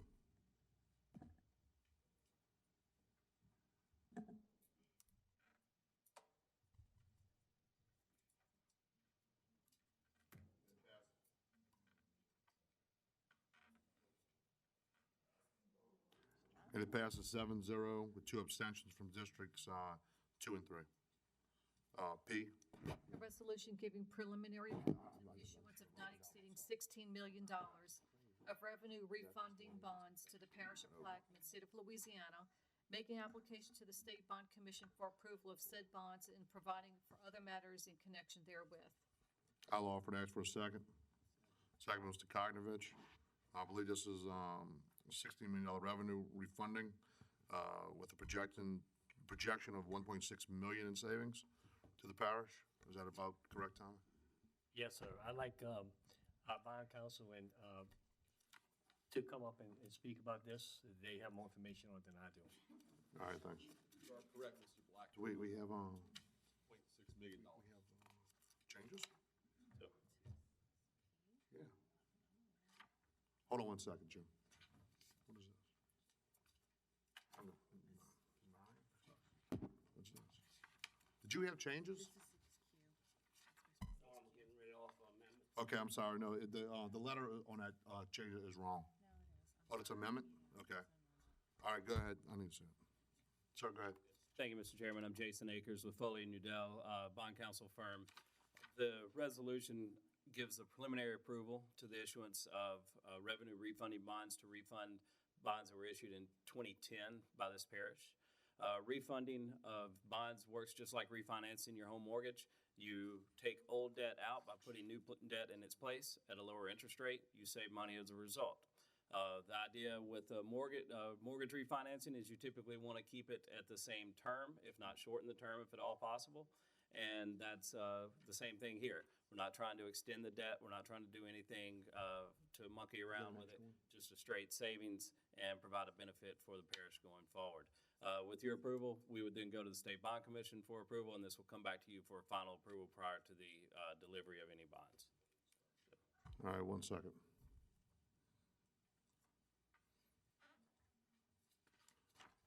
You have a copy? All right, any other questions or comments from the table? Mr. Russo? The fees included, do you have a number on the fees of how much the fees will be for doing this transaction?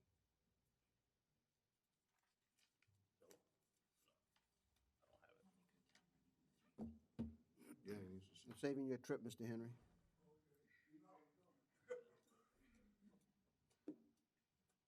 Mr. Russell, I don't have any final numbers on fees. Of course, that wouldn't be finalized until the bonds were sold. Let me just say this.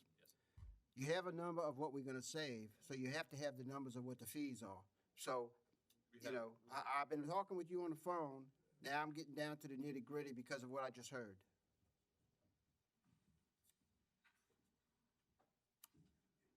So, while he's coming up, I'll note that any savings that come would be net of any fees that were. I've already heard that for a long time. I'm asking you, what are the fees now?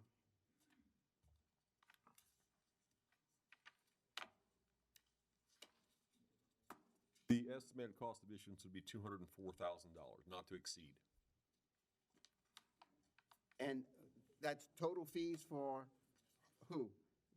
The municipal advisor and the underwriter? That's total cost of issuance for bond attorney, financial advisor, and those are not to exceed fees. So those are fees that we could not go over. Ultimately, the fees would be negotiated with the administration. So those are numbers that we put in the bond commission application, and we say we're not going to go over that. But that's for everybody, Mr. So that's the trustee, paying agent, bond attorney, underwriters counsel, et cetera, et cetera, et cetera. So when you negotiated this team, did you know what the fees could possibly be? My interpretation, we were still in negotiation. Right. So these numbers, those fees would just be numbers, they would be not to exceed fees at the State Bond Commission, because we have to provide them an upper limit on what we would charge for everybody. But those fees are rating agency fees, bond attorney fees, underwriters counsel fees, municipal advisor fees, State Bond Commission application fee, et cetera, et cetera, et cetera. And I know you must understand why I asked this question, because I looked at our audit. In our audit, the last time we did this, we did not make money. Well, the reason your audit shows it that way, Mr. Roussel, is because they make you, under GASB, expense all of the fees up front in year one of the refunding. But if you'll look at the electronic municipal market access website with your information on it for Plaquemines Parish, and you look at the numbers that were uploaded by the parish to Emma, you'll see that in fact you did save over $100,000.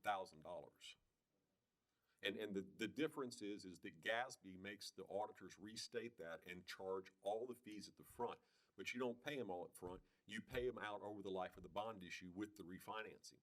So you're paying, as you make a payment every year, you're paying off part of those fees.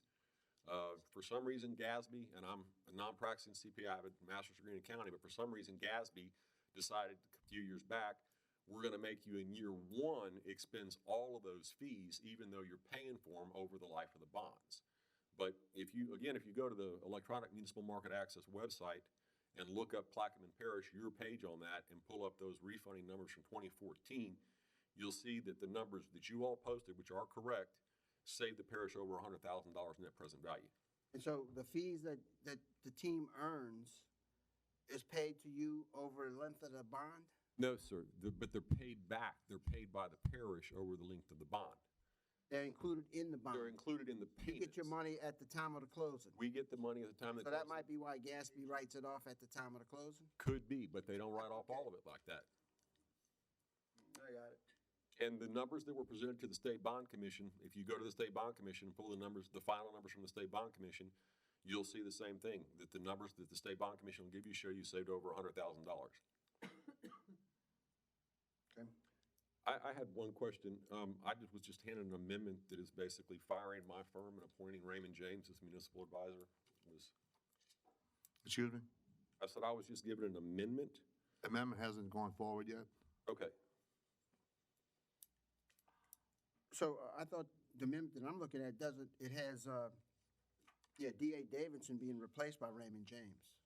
And it deletes the appointment of a municipal advisor altogether. Yes. Let's just, hold on. The one that Mr. LaFrance passed out is not even on the table. Okay. What's on the table is the ordinance, the resolution that I offered, which has D.A. Davidson and Company, and still has Section 4 in its entirety in it. So that's what's up on the table now. So that's what we're discussing. This was just passed out, and there's been no offer for an amendment yet. Any other questions or comments? Mr. LaFrance? I'd like to offer an amendment as I passed out. Cross out Section 4, delete Section 4, and on line 108, 109, cross out D.A. Davis and Company, and insert Raymond James and Associate. I'll offer and I ask for a second. Do I have a second? Second by Mr. Kagnovich. Before we open up for this, it's open for discussion on the amendment. I'll say this. This is shady. We've had this thing on the thing for a month, and all of a sudden we got an amendment that changed the entire underwriter and deletes an entire legal section. So I'm definitely not going to vote for this amendment. I don't know why this gets done the way it does, but all right. Any other questions, Mr. Russo? Well, I was asking questions about the fees and all, but they gave me the fees. And, I don't know, Mr. LaFrance can speak for himself, but I don't know what you're talking about shady. This is because why is this council just getting this at the table when we've had this thing on the agenda for weeks? And Mr. Rennie Burris or Mr. Lapine, have you guys been contacted at all about this amendment? Not a word. So let me ask you this, then we can delve into it. It's on the table. Is there a need for a municipal advisor? The GFOA strongly recommends that you use a municipal. It recommends it, but is it mandatory? It's not mandatory that you have a bond attorney. It's not mandatory you have an underwriter. It's not mandatory you have a municipal advisor. And so what fees would we save if we don't have the municipal advisor? How much of the fees would we save? I have no idea because I have not sat down with the president and negotiated fees yet. None of us. Would we save fees, though? If you, just like you would save fees if you got rid of your bond attorney and your underwriter altogether. You could, if you have the expertise on staff to do this yourself, you don't need any of the professionals. There's no requirement that you use a bond attorney. There's no requirement that you use an underwriter. There's no requirement that you use a municipal advisor. But it is the GFOA's best practices recommendation that you engage a municipal advisor. What is that acronym? I'm sorry. The Governmental Finance Officers Association. It's a national trade association for people like Tommy that you all pay dues to. All right, thank you. So maybe I'll ask you. I'll respectfully disagree with Jim's commentary regarding the bond attorney exclusively. That our firm, our job is to render an opinion that the bonds are legal, valid, and binding, and that the interest is exempt from federal income tax. and it has to be rendered by a nationally recognized bond attorney, which is the role that our firm fills. That said, Couldn't say something. But if you had a bond attorney on staff that could do the work, if one of your attorneys was in the Red Book and was a bond attorney and was willing to write the opinion, you wouldn't need to hire a bond attorney. That's just the fact. You're not required to use an outside bond attorney. So back to Mr. Akers. Yes, sir. So can we do this transaction without a municipal advisor and save money? I would note that, as Mr. Ryan said, the municipal advisor is not required by law. What the municipal advisor rule says is that those who are not licensed as municipal advisors cannot render financial advice to the parish in the scope of this transaction. So that means that our firm, as Foley & Udell, prior to 2014, we used to do a lot of that. We used to help you out with the financing along the way and give what would now be considered financial advice. By federal law, we are no longer allowed to do that. With the retention of a municipal advisor, we would be able to assist at a far greater capacity than we would be able to without a municipal advisor on the transaction. I also would agree that GFOA's stance is that unless you have the in-house capability to undertake a transaction that's going to result in the most favorable result for the parish as a whole, then having a municipal advisor on board is a very wise decision on your part. That said, again, I reiterate that nothing ever requires you to have a municipal advisor, and it's a decision for the parish council to make there. And so you would bring a package to us, we would have to make the decision? When you say a package? A package on the refinancing of the bonds. Well, I will say that if the amendment passes, our job is to make that application with the State Bond Commission. I haven't seen the numbers prepared by Raymond James. I don't know to what extent they work or to what the transaction actually looks like. So it's tough for me to really answer that right now. What I'd say is that our job initially would be to begin the process with the State Bond Commission and work through getting a closing or getting a bond sale to you that you could accept that would save money and satisfy the State Bond Commission requirements. So, yeah, sorry. Go ahead, Ryan. It would be the legal department's advice to defer this at least till the next council meeting. I'd like to do a little more research to determine what the true repercussions could be to the parish by if the amendment. My concern would be is if the amendment passed, because it's my belief that we do not have the wherewithal, we do not have the financial expertise to review these documents, and would need someone to do that for us. But at a minimum, I'd like to do a little more research on it. You didn't let it go to a vote. Let the author of the amendment take the burden. Because if, D.A. Davidson and company has done all the work, and we want to change it on the 11th hour to Raymond James and eliminate the municipal advisor, the burden's not on you, Rennie. It's on the author that made the amendment or the council who votes on it to go forward.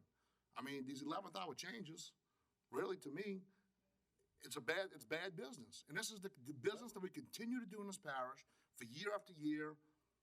We work with contractors, we work with consultants, and at the 11th hour, we're going to change them. Well, I think that we listen to our legal advisor a lot of the time. Yeah, make it this. Well, he just got thrown this on the table, and he thinks that it's going to pass. So he's trying to protect the parish. Is what he's trying to do. Well, I can think he can speak for himself. Well, for the last several transactions, we have had a municipal advisor, and look, I don't pretend to be an expert in this area. So, it's my understanding that Foley Udell used to be able to render these types of services, but with the new law, there's some issues and concerns. And so my main concern, as the chairman said, is that this would pass and that we would go forward without a municipal advisor. And if that's the direction the council is going to go, I think in the long run that could. Then it's on the council. I call the question. No, you can't call the question. Sir, I can call the question. I'm the one who put forward the amendment. I didn't get a chance to talk yet. Go ahead, Mr. LaFrance. And I want a rebuttal about some shady deals. Go ahead, Mr. LaFrance. 11th hour and things that being done behind the back. You understand? I don't know none of these gentlemen. I don't know this gentleman, but y'all know him. Y'all know them. Why y'all know them? Because I've been y'all here did for some 5 backdoor years. deals. Y'all was able to go out and talk to each other. But yet, this seat here wasn't included in anything. That's the problem. And that topic stuff needs to stop. And it's gonna change. Things need to be done out in the open. That's the way I feel, Mr. Black. I know because I've been here for 5 years. I But know. things gonna change since them 5 years. All right, you want to go ahead and call the question on your amendment? I ask anybody in the audience got anything to say. Anybody else have anything to say?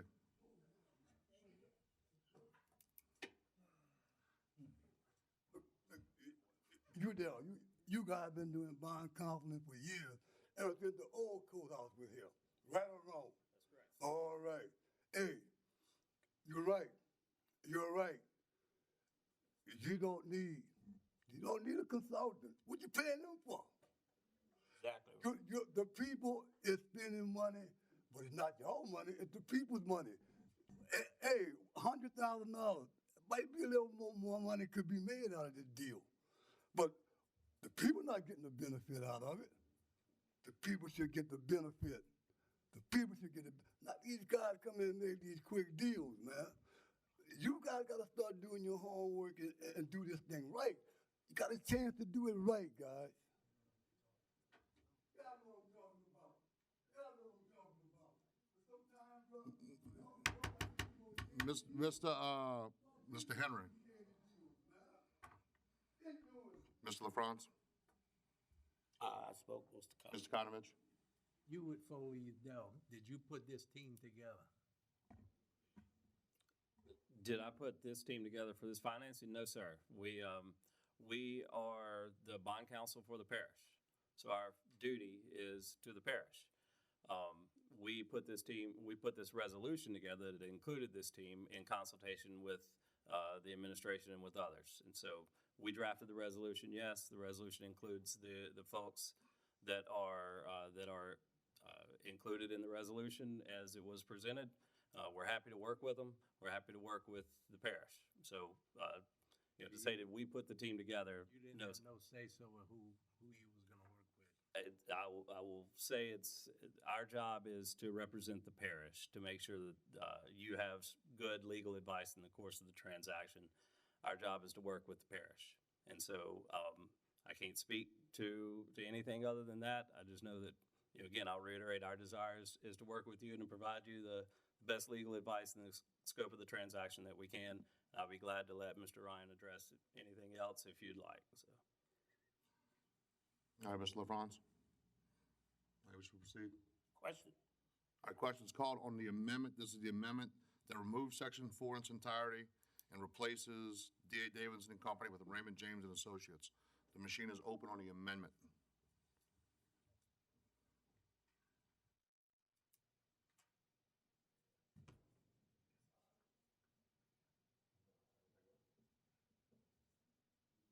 Amendment passes 5-3 with 1 abstention.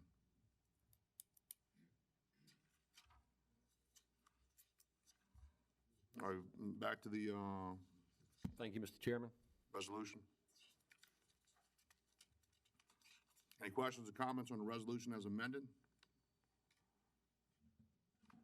From the audience?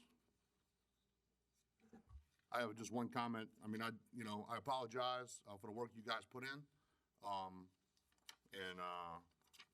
I just think this sends a clear message to business and folks out there that Blackman's Parish just does stuff, buttercup. I resent that, what you're saying. Here's the fact. You reach out to other council members and you did not reach out to me. And you excluded me. This is what it's going to set up. It's going to say that from now on, you're going to include District 7 in any kind of meeting you're going to have. I didn't draft the legislation, Mr. LaFrance. No, but you're running your mouth and you don't know what you're talking about. I know what I'm talking about. Okay? I would just like. Go ahead. I would just like to ask the council that, when I have an opportunity to review this, if it is detrimental to the parish that we do not have a municipal advisor, I'd like to be able to come before the council and make a recommendation one way or the other.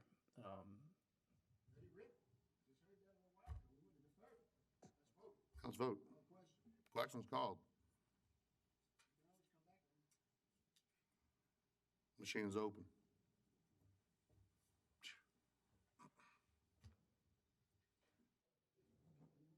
Passes 5, 3 nays and 1 abstention.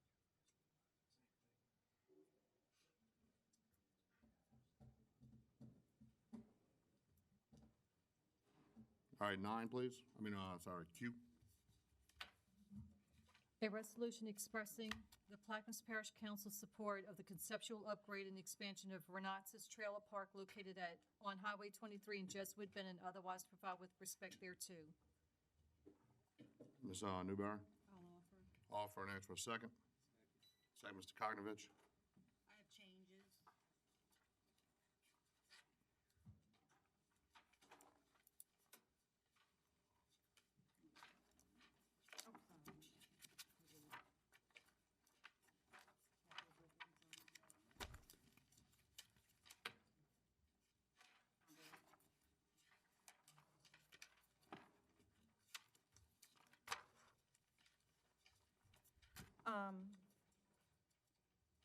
I was asked to do this resolution. This is, I'm sure most people are aware of Renata Trailer Park. It's kind of an eyesore. The owner, Mr. Lieutenant Nungesser, owns it. He wants to upgrade it. It's kind of a win-win for both of us. He asked to do this resolution because I'm assuming the parish has a history of trailer park issues. Mr. Nungesser is also wanting to put $500,000 into this trailer park. So before he starts upgrading the trailer park into making it, he's going to actually add 52 lots. So if you look on the map, there's it says B. If you look at Highway 23, 8.85 acres. He wants to expand, so we are going to need a permit for expansion. We're going to need a permit for some civil permits. We're going to need permits in order to move these trailers around. So he's asking the council to pass this resolution that we agree for the upgrade of the trailer park and the expansion of it. So I think it's a good thing, so I just hope y'all support the resolution. Mr. Kokrovich? It says on the second page, we responsible for the water and sewage line. Oh. And the other trailer park, the parish puts a meter by the road and you gotta hook it up in. What number? On page 2 of your handout, number 3.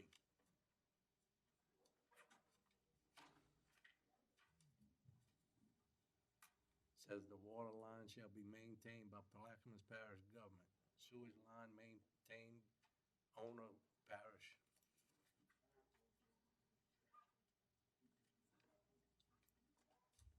Yes, I went ahead and sent out the minutes to the meeting.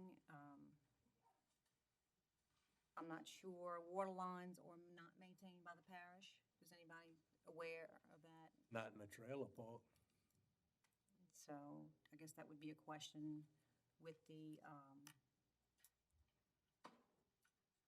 Any Todd, comments? Todd, do you have any recollection of that? I'm sorry. When we had a meeting with the company that's designing this, what I remember from that meeting was the owner of the trailer park is responsible for the cost to put all of the water lines in, to put the required fire hydrants in, to put the sewer lines in. I was not aware of anything beyond that. I knew they were gonna bear the cost of putting them down. I would assume, and I don't know that this is a fact, that it would turn over to the parish after everything was installed, as does the subdivision. But I don't know that for a fact. If you like, I can defer that so we can get a correct answer on that. I'd hate for this to not pass because of that, so. I know in trailer parks in Empire that a friend of mine owned the meters at the road, the sewage hookups at the road, and you're responsible for everything from the meter to the last trailer. Well, I do Correct. know that he's gonna be putting individual meters. The meters would be installed at the individual lots. They would not be installed at the road. Parish meters? Yes, sir.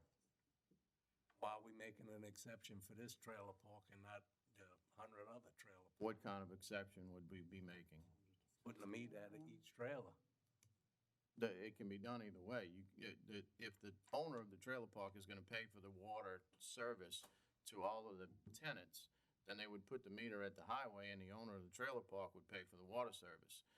The option is to put in water lines and put meters at individual lots, so the people who are in those lots pay the deposit on that meter and they pay for their individual water service. There's trailer parks in Empire that do the same thing. They got 10 meters and 10 trailers, but you're responsible from the meter by the road to the trailer, not the parish. All right, Ms. Newberry wants to, Yes, Ms. Newberry wants to defer the item. We can Can clear y'all that up. clear that up? Up to you, Ms. Newberry. I'm sorry. You So deferred it. yes, yes. The question would be that, in the confusion, are these gonna be, subdivision public streets, or is this just gonna be a trailer park with, asphalt streets and no dedication of the streets and meeting the subdivision ordinance? That's the questions that need to be asked, in my opinion. I don't know the answer to Okay. that question. I know there's gonna be asphalt streets proposed. Yes. Right, but I mean, are they gonna be up to the subdivision code? Or are they gonna maintain like private streets, like the parks is private streets? Yeah, I don't know Okay. the answer to that question. All right, thank you. All right, item is deferred. Item 10B, District 1 update, Mr. Bartholomew. Deferred. C, District 9 update, Mr. Kognovich. I'd just like to thank Kirk Stewart for being a sponsor at the rodeo. We had a real good event. And wish more people would come. Thank you. Got some special trout I can bring. Yeah. All right, item D, District 7 update, Mr. LaFrance. Could the administration give me an update on Post Alpha Library? I know about a month ago, the insurer group came over there, with some contractors. I wonder, did they get a proposal yet, or where we stand on that? We're in the middle of settlement. Well, I shouldn't say settlement. We're in the middle of negotiations with the surety. I would not want to publicly disclose anything that could hamper Well, those negotiations. Could you call me and let me know where we at? You have my number, Mr. LaFrance. You can call me anytime, and I'll be more than willing to talk to you about it on the side. What I will tell you is our goal is to avoid litigation, and we think we're going to be able to do that. If this gets tied up in litigation, you wouldn't see a library for a year or two. So I don't want to do anything to compromise that. And all I can tell you is we're making progress. Okay, good. My concerns is the I-beams that they had put up.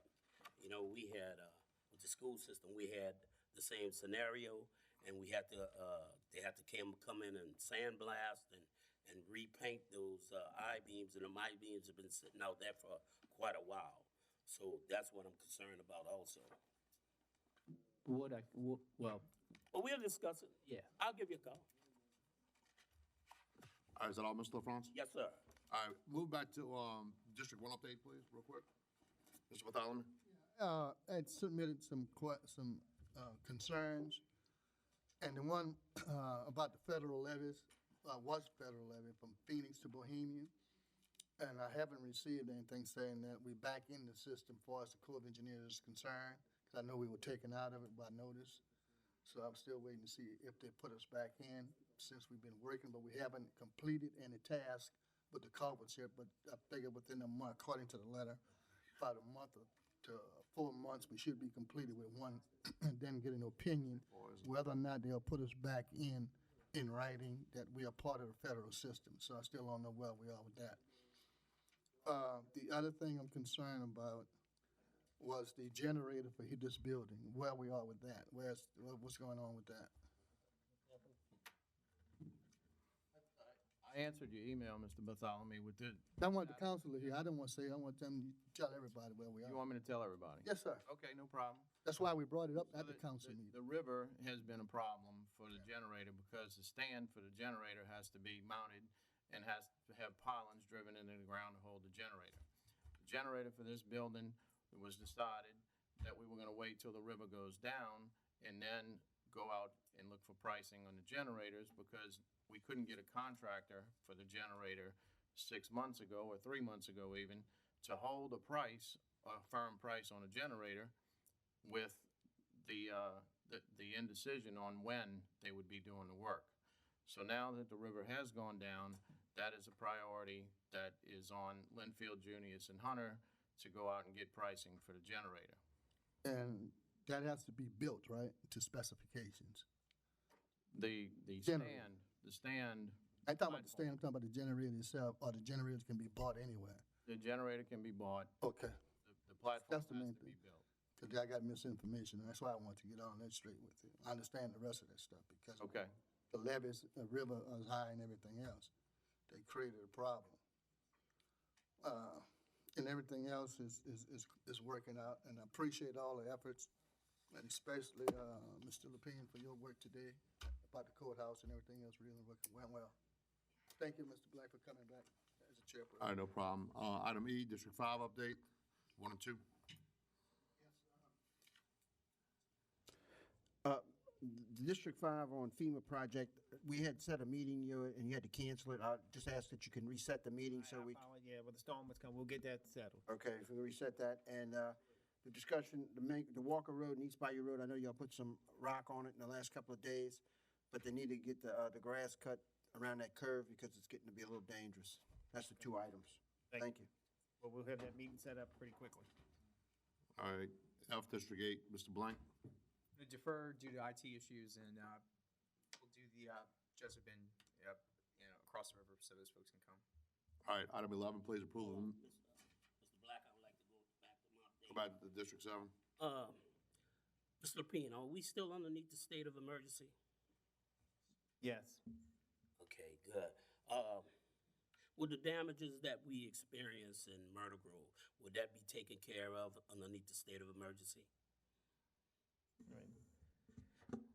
We're still waiting for eligibility notices from FEMA. We've submitted all of our estimated damages, and so we are still waiting for responses from FEMA on that issue. Okay, good. Thank you. All right, thank you. Item 11, approval of the minutes from July 16, 2019. Offered. Second one, Mr. Kotovich. Machine is open.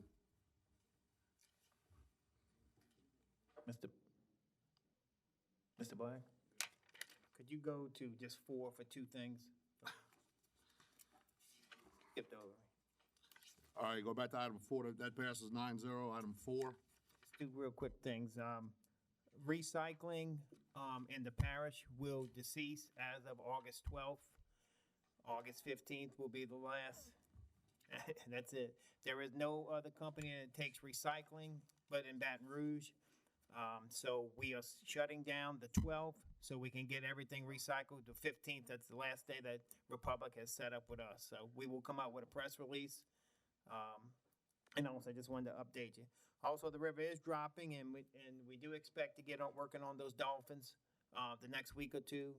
And so we'll try to get the Pride back in service as fast as we can. Thank you. Mr. Blank. Sure. Just could those recycling containers, could those be repurposed as dumpsters to be used around the parish? We're looking into that, yes. Thank you very much. All right, do you have it off to adjourn? Mr. Tommy Officer, second. Mr. Kotovich, seconds. Comments? Machine's open.